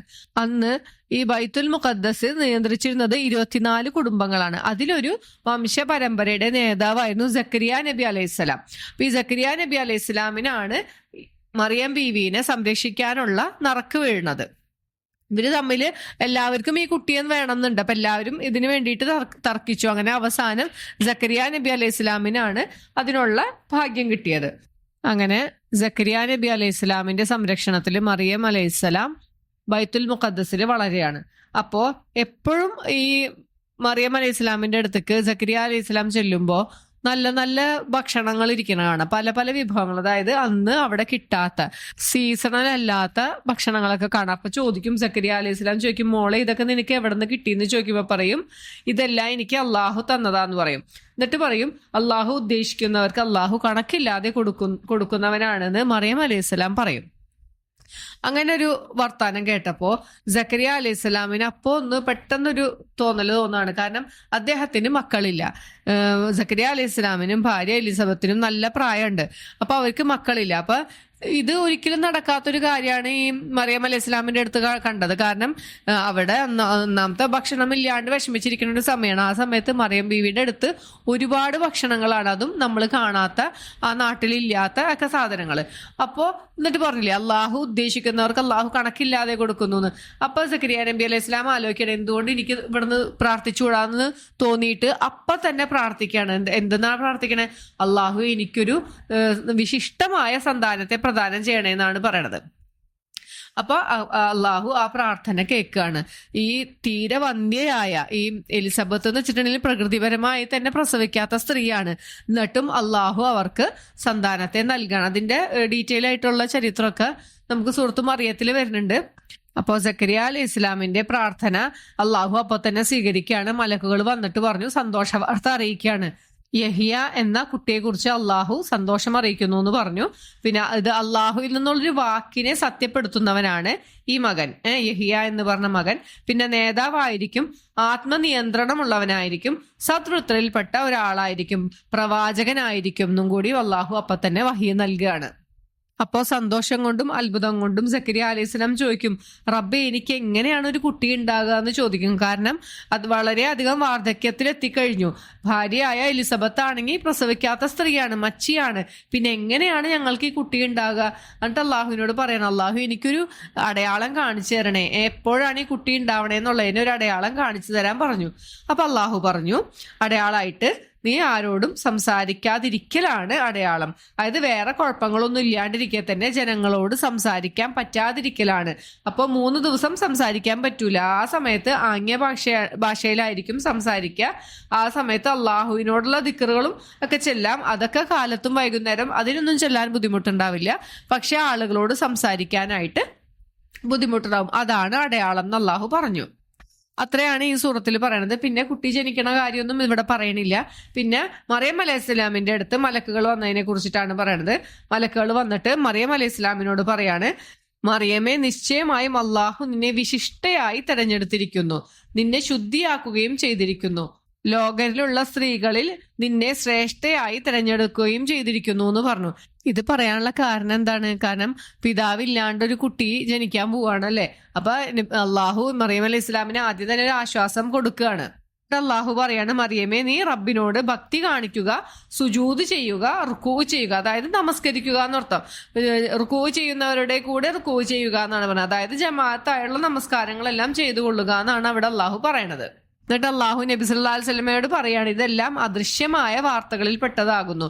ഇതൊക്കെ അള്ളാഹു ആണ് പറഞ്ഞു തരുന്നത്. അല്ലാണ്ട് നബി സല്ലല്ലാഹു അലൈഹി വസല്ലമയ്ക്ക് ഇതൊന്നും അറിയാൻ വേറെ വഴിയില്ല അല്ലെ. ഇത് ഒരുപാട് കാലം മുമ്പ് നടന്ന കാര്യമാണ് ഇപ്പൊ ഈ പറയണത്. എന്നിട്ട് അള്ളാഹു പറയാണ്, മറിയം അലൈഹി ഇസ്ലാമിനെ ആര് സംരക്ഷിക്കുമെന്ന കാര്യത്തിൽ അവർക്കിടയിൽ തർക്കം ഉണ്ടായപ്പോൾ അവരെന്താ ചെയ്തത്? അവരുടെ പേനകൾ ഇട്ട് നറുക്കെടുത്തു. അന്നത്തെ കാലത്ത് അങ്ങനെയാണ് ചെയ്തിരുന്നതെന്നാണ്. അല്ലെങ്കിൽ അവരുടെ അമ്പുകോലുകൾ ഇട്ട് ജോർദാൻ നദിയിൽ കൊണ്ടിട്ടിട്ട് അവര് നറുക്കെടുക്കണ ഒരു സമ്പ്രദായം അന്നുണ്ടായിരുന്നു. അങ്ങനെ നറുക്കെടുത്തതാണ്. അപ്പൊ അള്ളാഹു പറയാണ്, ആ സമയത്തും നബിയെ താങ്കൾ അവിടെ ഉണ്ടായിരുന്നില്ലല്ലോ. അപ്പൊ ഈ യഥാർത്ഥം അള്ളാഹു അദൃശ്യ വാർത്തകളിൽ പെട്ട ഈ കാര്യങ്ങളൊക്കെ താങ്കൾക്ക് പറഞ്ഞു തരികയാണെന്നാണ് അള്ളാഹുവിടെ പറയണത്. പിന്നീട് മലക്കുകൾ വന്ന സന്ദർഭത്തെക്കുറിച്ച് അള്ളാഹു പറയാണ്, മറിയം ബീവിയുടെ അടുത്ത് മലക്കുകൾ വന്നിങ്ങനെ പറഞ്ഞു, എന്താണ്? അള്ളാഹുവിൽ നിന്നുള്ളൊരു വാക്കിനെ കുറിച്ച് നിനക്ക് സന്തോഷ വാർത്ത അറിയിക്കുന്നു. ഈ ജനിക്കാൻ പോണ കുട്ടിയുടെ പേര് പറയണം. അവന്റെ പേര് മറിയമിന്റെ മകൻ ഈസ എന്ന മസീഹ് ആകുന്നു എന്ന് പറയാണ്. അദ്ദേഹം ഇഹത്തിലും പരത്തിലും പ്രമുഖനായിരിക്കും, സാമീപ്യം സിദ്ധിച്ചവരിൽ പെട്ടവനായിരിക്കും, അള്ളാഹുവിന് ഏറ്റവും ഇഷ്ടപ്പെട്ട ആളായിരിക്കും എന്നൊക്കെ അള്ളാഹു നേരത്തെ തന്നെ മറിയം അലൈഹി ഇസ്ലാമിന്റെ മലക്കുകൾ വഴി വഹി കൊടുക്കുകയാണ്. പിന്നെ അള്ളാഹു പറഞ്ഞു, അദ്ദേഹം തൊട്ടിലിൽ വെച്ച് സംസാരിക്കും. പിന്നെ സദ്വൃത്തയിൽപ്പെട്ട ആളായിരിക്കും, മധ്യവയസ്കനായിരിക്കുമ്പോഴും സംസാരിക്കും എന്ന് പറഞ്ഞു. അപ്പൊ തൊട്ടിലിൽ വെച്ച് സംസാരിക്കണ കാര്യമൊക്കെ നമ്മൾ ഡീറ്റെയിൽ ആയിട്ട് ഈ ആയത്ത് പഠിച്ചപ്പോൾ മനസ്സിലാക്കിയിട്ടുണ്ടായിരുന്നു അല്ലെ. മറിയം അലൈഹി ഇസ്ലാമിനെ ബാക്കി ആളുകൾ പരിഹസിച്ചപ്പോ ആ തൊട്ടിയിൽ കിടക്കുന്ന കുട്ടിയാണ് സംസാരിക്കണം, ഞാൻ ആരാണെന്നൊക്കെ അവിടെ നിന്ന് പറയുന്നുണ്ട് അല്ലെ. പിന്നെ പറഞ്ഞു മധ്യവയസ്കനാവുമ്പോൾ സംസാരിക്കുന്നു പറഞ്ഞത് പ്രവാചകനായിക്കൊണ്ട് പ്രബോധനം നടത്തുന്ന കാര്യത്തിനെ കുറിച്ചിട്ടാണ് പറയണത്. സദ്വൃത്തയിൽപ്പെട്ട ആളായിരിക്കും ഈ കുട്ടീനൊക്കെ അള്ളാഹു അറിയിക്കുകയാണ്. അപ്പോ സക്കരിയ നബി അലൈഹി സ്വലാം ചോദിച്ചതുപോലെ തന്നെ മറിയം ബീവിയും ചോദിക്കുകയാണ്, അള്ളാഹു എങ്ങനെയാണ് എനിക്കൊരു കുട്ടി ഉണ്ടാകുക, എന്നെ ഒരാളും ഒരു പുരുഷനും എന്നെ സ്പർശിച്ചിട്ടില്ലല്ലോ എന്ന് പറഞ്ഞു. അപ്പൊ അള്ളാഹു പറഞ്ഞു അതങ്ങനെ തന്നെ, അള്ളാഹു എന്താണോ സൃഷ്ടിക്കാൻ ഉദ്ദേശിക്കുന്നത് അപ്പൊ അതുപോലെ അള്ളാഹു സൃഷ്ടിക്കുന്നു എന്ന് പറയാണ്. അള്ളാഹുവിന് ഒരു കാര്യം ഉണ്ടാക്കാൻ വേണ്ടിയിട്ട് എന്താ പറയണ്ടുള്ളൂ, ഉണ്ടാകൂ എന്ന് പറയുകയേ വേണ്ടു അല്ലെ. കുൻ ഫയക്കൂൻ എന്ന് പറയുകയേ വേണ്ടു. കുൻ ഉണ്ടാകൂ എന്ന് പറഞ്ഞാല് ഫയക്കൂൻ, അപ്പോൾ അത് ഉണ്ടാകുന്നു എന്നാണ് അർത്ഥം. അള്ളാഹു ഈസാ നബി അലൈഹി ഇസ്ലാമിന് തൗറാത്തും ഇഞ്ചീലും ഒക്കെ പഠിപ്പിച്ചു, എല്ലാ വിജ്ഞാനവും എല്ലാം പഠിപ്പിച്ചു എന്ന് പറയുന്നുണ്ട്. ഈസാ നബി അലൈഹി ഇസ്ലാമിനെ ഇസ്രായേലിലേക്ക് അള്ളാഹു അയച്ച ദൈവദൂതനാണെന്ന് പറഞ്ഞു. പിന്നെ അള്ളാഹുവിന്റെ ദൂതനാണ് എന്ന് മറ്റുള്ളവർക്ക് മനസ്സിലാക്കാൻ വേണ്ടി അള്ളാഹു കുറച്ച് ദൃഷ്ടാന്തങ്ങൾ അദ്ദേഹത്തിന് നൽകിയിട്ടുണ്ട്. അതായത് ഒരു പക്ഷിയുടെ ആകൃതി പോലെ കളിമണ്ണ് കൊണ്ട് ഉണ്ടാക്കും, എന്നിട്ട് ആ രൂപത്തിൽ ഊതി കഴിയുമ്പോൾ അത് ജീവനുള്ള പക്ഷിയായിട്ട് മാറും. എങ്ങനെയാണത്? അള്ളാഹുവിന്റെ അനുമതി പ്രകാരമാണ് അത് അങ്ങനെ ആയിത്തീരണത്. പിന്നെ പറഞ്ഞു ജന്മനാ അന്ധനായ ആളെ വെള്ളപ്പാണ്ടുള്ള ആളുകളെയും ഒക്കെ സുഖപ്പെടുത്തും. അന്ന് നമ്മുടെ വൈദ്യശാസ്ത്രമൊന്നും ഇത്രയും പുരോഗമിച്ചിട്ടൊന്നുമില്ല. അന്ധനായ ഒരാൾക്ക് കാഴ്ച നൽകാൻ അദ്ദേഹത്തിന് പറ്റുമായിരുന്നു. പിന്നെ വെള്ളപ്പാണ്ടുള്ള ആളുകളുടെ അസുഖം സുഖപ്പെടുത്താനും അദ്ദേഹത്തിന് കഴിയുമായിരുന്നു. പിന്നെ മരണപ്പെട്ടവരെ ജീവിപ്പിക്കാനും കഴിയുണ്ടായിരുന്നു. ഇതൊക്കെ എങ്ങനെയാണ്? അള്ളാഹുവിന്റെ അനുമതി പ്രകാരം മാത്രമാണ്. അള്ളാഹുവിന്റെ അനുമതി ഇല്ലെങ്കിൽ ഇത് ഈസാ നബി അലൈഹി ഇസ്ലാം വിചാരിക്കുമ്പോൾ ഒന്നും പറ്റൂല. അള്ളാഹുവിന്റെ അനുമതി പ്രകാരമാണ് ഇതൊക്കെ ചെയ്യാൻ പറ്റണത്. പിന്നെന്തായിരുന്നു? ഉണ്ടായിരുന്ന ഒരു മോചിതത്ത് നിങ്ങളുടെ വീടുകളിൽ നിങ്ങൾ സൂക്ഷിച്ചു വെച്ചിട്ടുള്ള സാധനങ്ങളെ കുറിച്ചൊക്കെ പറഞ്ഞു തരാൻ പറ്റും. പിന്നെ നിങ്ങൾ എന്താണ് കഴിച്ചതെന്നും ഒക്കെ പറയാൻ പറ്റും. ഇതൊന്നും കാണാണ്ട് തന്നെ അദ്ദേഹത്തിന് പറയാനായിട്ട് പറ്റുമായിരുന്നു. പിന്നെ ഈസാ നബി അലൈഹി സ്വലാം അവരോട് പറഞ്ഞതാണ്, ഈ തൗറാത്തിനെ നിങ്ങൾക്ക് സത്യപ്പെടുത്തി തരാനാണ് ഞാൻ വന്നിട്ടുള്ളത്. പിന്നെ നിങ്ങളുടെ മേൽ നിഷിദ്ധമായ കുറച്ച് കാര്യങ്ങളൊക്കെ ഉണ്ടായിരുന്നു, അത് അള്ളാഹു നിങ്ങൾക്ക് അനുവദനീയമാക്കി തന്നിട്ടുണ്ട്. ഇതിനൊക്കെ വേണ്ടിയിട്ടാണ് ഞാൻ വന്നിരിക്കണേന്ന് പറഞ്ഞു. ഈസാ നബി അലൈഹി ഇസ്ലാമിന്റെ പ്രബോധനം ഏറ്റവും അധികം ഇഷ്ടപ്പെടാതിരുന്ന ആർക്കായിരുന്നു? ജൂത പുരോഹിതന്മാർക്കാണ്. അപ്പൊ അവര് ഈസാ നബീനെ കുറിച്ച് ഇല്ലാത്തതൊക്കെ പറഞ്ഞു വരുത്തി. ഈസാ നബി പറയണ്ട് ഞാനാണ് ദൈവം എന്ന് പറയണു എന്നൊക്കെ അവര് പറയാണ്. അപ്പൊ എങ്ങനെയെങ്കിലും ഈസാ നബി അലൈഹി ഇസ്ലാമിന്റെ പ്രബോധനം അവർക്ക് നിർത്തണം, അതായിരുന്നു ഉദ്ദേശം. ഈ ജൂത പുരോഹിതന്മാരുടെ ന്യായമല്ലാത്ത പ്രവർത്തനത്തിനെതിരെയാണ് ഈസാ നബി അലൈഹി ഇസ്ലാം പ്രബോധനം നടത്തിയത്. അതുകൊണ്ട് തന്നെ അവര് ഈസാ നബി അലൈഹി ഇസ്ലാമിനെ കൊല്ലാനായിട്ട് തീരുമാനിച്ചു. ഈസാ നബി അലൈഹി സ്വലാം ഇത്രയും പ്രബോധനങ്ങളൊക്കെ നടത്തിയിട്ടും ആകെ 12 പേരാണ് ഈസാ നബി അലൈഹി സ്വലാമിൽ വിശ്വസിച്ചത്. അപ്പൊ ഈസാ നബി അലൈഹി സ്വലാം ചോദിക്കുന്നുണ്ട്, അള്ളാഹുവിന്റെ മാർഗത്തിൽ എന്നെ സഹായിക്കാൻ ആരുണ്ട് എന്ന് ചോദിക്കുന്നുണ്ട്. അപ്പൊ ഈ അപ്പോസ്തലന്മാരെന്നറിയപ്പെടുന്ന ഹവാരിയുകൾ പറഞ്ഞു, ഞങ്ങള് അള്ളാഹുവിന്റെ സഹായികളാകുന്നു, ഞങ്ങൾ അള്ളാഹുവിൽ വിശ്വസിച്ചിരിക്കുന്നു, ഞങ്ങള് മുസ്ലിം ആണെന്ന് താങ്കൾ സാക്ഷ്യം വഹിക്കുകയും ചെയ്തിരിക്കുന്നു എന്ന് പറഞ്ഞു അവര്.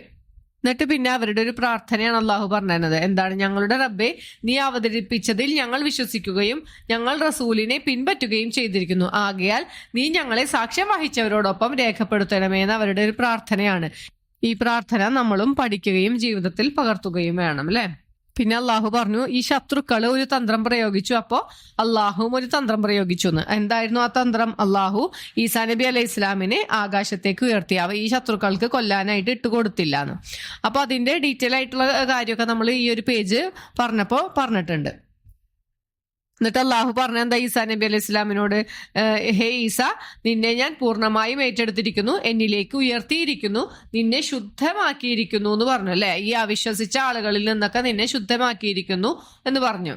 ഈ അവിശ്വസിച്ച ആളുകൾക്ക് ഈ ഇഹലോകത്തിലും ശിക്ഷയുണ്ടായിരിക്കും, കഠിനമായ ശിക്ഷയുണ്ടായിരിക്കും, പരലോകത്തിലും ഉണ്ടായിരിക്കും. അവർക്കൊരു സഹായിയും അവിടെ ഉണ്ടാവൂല എന്ന് അള്ളാഹു പിന്നെയും ഇവിടെ ഓർമ്മിപ്പിക്കുകയാണ്. പിന്നെ വിശ്വസിച്ച ആളുകളെ കുറിച്ച് അള്ളാഹു പറഞ്ഞു, അവർക്കുള്ള പ്രതിഫലം അള്ളാഹു അവർക്ക് പൂർത്തിയാക്കി കൊടുക്കും. അവർക്ക് ചെറിയ പ്രതിഫലം ഒന്നല്ല അല്ലെ അള്ളാഹു അവിടെ ഒരുക്കി വെച്ചിരിക്കണത്. പിന്നെ അള്ളാഹു വീണ്ടും ഈസാ നബി അലൈഹി ഇസ്ലാമിനെ കുറിച്ച് പറയാണ്. ഈസാ നബി അലൈഹി ഇസ്ലാം ദൈവദൂതൻ തന്നെയാണെന്ന് അള്ളാഹു പറയാണ്. ഈ നജ്റാനിൽ നിന്ന് വന്ന ഈ ക്രിസ്തീയ സംഘം അവര് പറയണ എന്താണ്, നമ്മൾ ഈസാ നബി അലൈഹി ഇസ്ലാമിനെ അപമാനിച്ചു, നമ്മളൊരു വിലയും കൊടുക്കണില്ല എന്നാണ് പറയണത്. അപ്പൊ അള്ളാഹു പറയാണ് ഈസാ നബി അലൈഹി സ്വലാം ആദം അലൈഹി ഇസ്ലാമിനെ പോലെ തന്നെയാണ്. ഇപ്പൊ ഈസാ നബി അലൈഹി ഇസ്ലാമിന് പിതാവില്ല എന്നൊരു കാരണം കൊണ്ടാണ് ഇവര് ദൈവപുത്രനാണ് ദൈവമാണ് എന്നൊക്കെ പറയണമെങ്കിൽ ആദം അലൈഹി ഇസ്ലാം അല്ലേ അതിന് കൂടുതൽ അർഹന. ആദം അലൈഹി ഇസ്ലാമിന് വാപ്പയില്ല ഉമ്മയില്ല അല്ലെ, അല്ലാണ്ട് ജനിച്ചതാണ്. അപ്പൊ അതാണ് അള്ളാഹു പറയണത്. ആദം അലൈഹി ഇസ്ലാമിനെ അള്ളാഹു മണ്ണിൽ നിന്നും സൃഷ്ടിച്ചു. ഏതൊരു വസ്തുവിനെയും അള്ളാഹു സൃഷ്ടിക്കാൻ ഉദ്ദേശിച്ചാൽ കുൻ ഉണ്ടാകൂ എന്ന് പറയുക മാത്രമേ വേണ്ടൂ, അപ്പോൾ അത് ഉണ്ടാകുന്നു എന്നാണ് അള്ളാഹുവിടെ പറയണത്. എന്നിട്ട് അള്ളാഹു പറയാണ് ഇതൊക്കെയാണ് യഥാർത്ഥമായ കാര്യങ്ങൾ അല്ലെ. ഈസാ നബി അലൈഹി ഇസ്ലാം മരിച്ചിട്ടില്ല, ഈസാ നബിക്ക് കിട്ടിയ മോചിതത്തുകൾ ഇന്നതൊക്കെയാണ്. ഈസാ നബി അലൈഹി ഇസ്ലാം അള്ളാഹുവിന്റെ ദൂതൻ തന്നെയാണ് എന്നുള്ള കാര്യങ്ങളൊക്കെ പറഞ്ഞു കൊടുത്തിട്ട് പറഞ്ഞു ഇതാണ് യഥാർത്ഥമായ കാര്യങ്ങൾ, നീ ഒരിക്കലും സംശയപ്പെടുന്നവരിൽ ഉൾപ്പെട്ടു പോകരുത് എന്ന് അള്ളാഹു പറയാണ്. ഇനി ആരെങ്കിലും നിന്നോട് തർക്കിക്കാൻ വന്നാൽ, നബി സല്ലല്ലാഹു അലൈഹി വസല്ലമയോട് പറയാണ് നബിയെ താങ്കളോട് ആരെങ്കിലും തർക്കിക്കാൻ വന്നാൽ നീ പറയുക, നിങ്ങളൊരു കാര്യം ചെയ്യും, നിങ്ങളുടെ വീട്ടിലുള്ള ഭാര്യമാരെയും മക്കളെയൊക്കെ വിളിച്ചിട്ട് പോയോ, ഞങ്ങളുടെ മക്കളെയും കുടുംബത്തെയൊക്കെ വിളിച്ചിട്ട് വരാം, എന്നിട്ട് നമുക്ക് അള്ളാഹുവിനോട് പ്രാർത്ഥിക്കാം. അന്നത്തെ കാലത്ത് ഉണ്ടായിരുന്നതാണ് ഒരു മുബാഹല എന്ന് പറഞ്ഞിട്ടുള്ള ഒരു സംഭവം. മുബാഹല എന്ന് വെച്ചിട്ടുണ്ടെങ്കിൽ രണ്ടുപേരും ആത്മാർത്ഥമായി അള്ളാഹുവിനോട് പ്രാർത്ഥിക്കും. അപ്പൊ ആരുടെ ഭാഗത്താണോ ശരിയുള്ളത് അവർക്ക് അള്ളാഹുവിന്റെ ശിക്ഷയൊന്നും ഉണ്ടാവില്ല, മറ്റേവർക്ക് അള്ളാഹുവിന്റെ ശാപം ഉണ്ടാകും എന്നാണ്. അപ്പൊ അതിനുവേണ്ടി നബി സല്ലല്ലാഹു അലൈഹി വസല്ലമയോട് അവരെ വിളിക്കാൻ പറയാണ്. അങ്ങനെ നബി സല്ലല്ലാഹു അലൈഹി വസല്ലമ അവരെ വിളിക്കുകയാണ്. പക്ഷെ അവരാരും വന്നില്ല. കാരണം അവർക്ക് അറിയാം ഈ പറയണതിലൊന്നും സത്യമില്ല, അവർക്കൊന്നും ഉറപ്പില്ല ഇത് തന്നെയാണോ ശരി. എന്നിട്ട് വെറുതെ വാദിക്കാൻ വരികയാണ്. അപ്പൊ ആ മുബാഹലനെ കുറിച്ചൊക്കെ നമ്മൾ വളരെ ഡീറ്റെയിൽ ആയിട്ട് ആ ഒരു പേജിൽ നമ്മൾ പറഞ്ഞിട്ടുണ്ടായിരുന്നു അല്ലെ. എന്നിട്ട് അള്ളാഹു പറയാണ് ഇതാണ് യഥാർത്ഥമായ ഖസസ്. ഖസസ് എന്ന് വെച്ചിട്ടുണ്ടെങ്കിൽ ശരിക്കും നടന്ന സംഭവങ്ങൾ. ഖിസസുമുണ്ട് ഖസസുമുണ്ട് അല്ലെ. ഖിസ്സ എന്ന് വെച്ചിട്ടുണ്ടെങ്കിൽ കഥയാണ്, ഗുണപാഠ കഥകളൊക്കെയാണ് പറയണത്. ഖിസസ് എന്ന് വെച്ചിട്ടുണ്ടെങ്കിൽ, ഖസസ് എന്ന് വെച്ചിട്ടുണ്ടെങ്കിൽ ശരിക്കും നടന്ന സംഭവം. അപ്പൊ ഇവിടെ അള്ളാഹു പറയണത് ഖസസ് എന്നാണ്. അപ്പൊ ഇതൊക്കെ ശരിക്കും നടന്ന സംഭവങ്ങളാണെന്ന് അള്ളാഹു പറഞ്ഞു തരാണ്. ഇനി ആരെങ്കിലും ഇതൊക്കെ പറഞ്ഞ് മനസ്സിലാക്കിയിട്ട് ഇതിൽ നിന്നും തിരിഞ്ഞു പോയാൽ അള്ളാഹ്ക്ക് അറിയാം, എല്ലാവരും കുഴപ്പമുണ്ടാക്കുന്ന ആളുകളെ കുറിച്ചിട്ടൊക്കെ അള്ളാഹ്ക്ക് അറിയാം. ഇനി അള്ളാഹു പറയാണ് വേദക്കാരെ ക്ഷണിക്കാൻ നബി സല്ലല്ലാഹു അലൈഹി വസല്ലമയോട്. എന്തിനാണ്? നിങ്ങൾ വരൂ, നിങ്ങൾ ചില കാര്യങ്ങൾ ഞങ്ങളുമായിട്ട് സാമ്യമുണ്ടല്ലോ, ആ ഒരു കാര്യത്തിലേക്ക് നിങ്ങൾ വരൂ, നമ്മൾ തമ്മിൽ യോജിച്ചു പോണ കാര്യത്തിലേക്ക് നിങ്ങൾ വരൂ എന്ന് പറഞ്ഞിട്ട് വിളിക്കാൻ. അതായത് അവരും ഏകദൈവ വിശ്വാസികളാണ് അല്ലെ. അപ്പൊ അതുകൊണ്ട് അള്ളാഹുവിൽ വിശ്വസിക്കാൻ പറഞ്ഞിട്ട് വിളിക്കുകയാണ്. അപ്പൊ ഇവരെന്ത് ചെയ്യും? ഏകദൈവ വിശ്വാസികളാണെങ്കിൽ കൂടി ഇവരുടെ പുരോഹിതന്മാരെ ഇവര് റബ്ബാക്കി വെക്കുകയാണ്. റബ്ബാക്കി വെക്കുക എന്ന് വെച്ചാൽ അവരെന്ത് പറഞ്ഞാലും അതങ്ങടെ അനുസരിക്കും. അതിനെയാണ് റബ്ബ് എന്ന് പറയുന്നത്.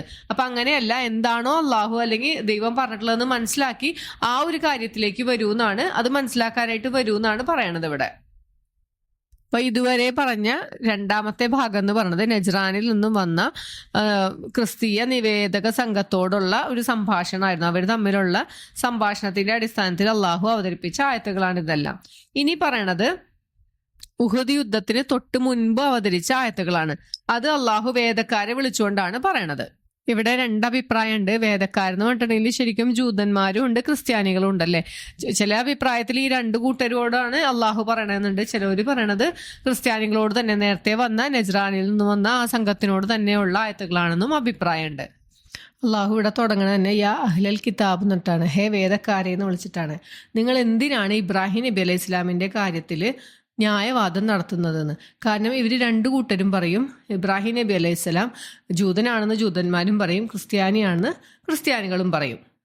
അപ്പൊ അള്ളാഹു പറയാണ് ഈ തൗറാത്താണെങ്കിലും ഇഞ്ചീലാണെങ്കിലും ഇബ്രാഹിം നബി അലൈഹി ഇസ്ലാമിന്റെ കാലത്തിന് ശേഷം അവതരിച്ച വേദഗ്രന്ഥങ്ങളാണ് ഇത് രണ്ടും. എന്നിട്ട് പിന്നെ എങ്ങനെയാണ് ഇബ്രാഹിം നബി അലൈഹി ഇസ്ലാം ഇതൊക്കെ വിശ്വസിച്ചിട്ടുണ്ട് എന്ന് പറയണതെന്നാണ് ചോദിക്കണത്. അപ്പൊ നിങ്ങൾ ബുദ്ധി കൊടുത്ത് ചിന്തിക്കണില്ലേ എന്നാണ് അള്ളാഹുവിന്റെ ചോദ്യം കേട്ടോ അവിടെ. എന്നിട്ട് അള്ളാഹു പറയാണ് നിങ്ങൾക്ക് അറിയാത്തൊരു കാര്യത്തിനെ കുറിച്ചിട്ടാണ് നിങ്ങൾ ഈ ന്യായവാദം നടത്തുന്നത്. അള്ളാഹുവിന് കൃത്യമായി എല്ലാ കാര്യങ്ങളും അറിയാമെന്ന് പറയാണ്. അള്ളാഹു എന്നിട്ട് പറഞ്ഞു തരാണ് ഇബ്രാഹിം നബി അലൈഹി സ്വലാം യഹൂദിയുമല്ല നസ്രാണിയുമല്ല എന്ന് അള്ളാഹു പറയാണ്. പക്ഷേ പിന്നെ ആരാണ് ഇബ്രാഹിം നബി അലൈഹി സ്വലാം? ഇബ്രാഹിം നബി അലൈഹി സ്വലാം വളരെ നിഷ്കളങ്ക മനസ്സോടു കൂടി അള്ളാഹുവിന് കീഴൊതുങ്ങിയ ഒരു മുസ്ലിമാണ്. ഒരിക്കലും മുശ്രിക്കുകളിൽപ്പെട്ട ആളായിരുന്നില്ല ഇബ്രാഹിം നബി അലൈഹി സ്വലാം എന്ന് അള്ളാഹു എടുത്തു പറയാണ്. എന്നിട്ട് അള്ളാഹു പറയാണ് ഇബ്രാഹിം നബി അലൈഹി സ്വലാമിനോട് ഏറ്റവും ബന്ധമുള്ളവൻ ആരാണെന്ന് പറഞ്ഞവരാണ്. അത് ഈ പ്രവാചകനും അതായത് മുഹമ്മദ് നബി സല്ലല്ലാഹു അലൈഹി വസല്ലമയും അദ്ദേഹത്തെ പിൻപറ്റിയ ആളുകളുമാണ് ഇബ്രാഹിം നബി അലൈഹി ഇസ്ലാമിനോട് ഏറ്റവും കൂടുതൽ അടുത്ത ബന്ധമുള്ളത്. അല്ലാണ്ട് നിങ്ങൾ ഈ വെറുതെ അങ്ങോട്ടും ഇങ്ങോട്ടും തല്ലുപിടിക്കേണ്ടെന്ന് വേദക്കാരെ വിളിച്ചിട്ട് പറയാണ്. ഈ വേദക്കാരുടെ ഒരു ആഗ്രഹം എന്താണ്? എങ്ങനെയെങ്കിലും ഈ സത്യവിശ്വാസികൾ ഇതിൽ നിന്നും തെറ്റിപ്പോയെങ്കിൽ എന്നാണ് അവർ വിചാരിക്കണേ. അവരെങ്ങനെയെങ്കിലും ഇവരെ വഴി പിഴപ്പിക്കാനുള്ള എല്ലാവിധ കുതന്ത്രങ്ങളും മെനയണുമുണ്ട്. അപ്പം അള്ളാഹു പറയാണ് അവരെ തന്നെ അല്ലാതെ വഴിതെറ്റിക്കുന്നില്ല, പക്ഷെ അവരത് മനസ്സിലാക്കുന്നില്ല എന്ന് മാത്രമേ ഉള്ളൂ എന്ന്. പിന്നെ അള്ളാഹു അവിടെ എടുത്ത് ചോദിക്കണം, എന്തിനാണ് വേദക്കാരെ നിങ്ങൾ ഈ അവിശ്വസിക്കണത്? നിങ്ങൾക്ക് എല്ലാ കാര്യങ്ങളും വ്യക്തമായിട്ട് അറിയാം, നിങ്ങൾക്ക് കൃത്യമായ ദൃഷ്ടാന്തങ്ങളൊക്കെ വന്നിട്ടുണ്ട്, എന്നിട്ടും പിന്നെ നിങ്ങൾ എന്തേ അവിശ്വസിക്കണേ എന്നാണ് അള്ളാഹു ചോദിക്കണേ.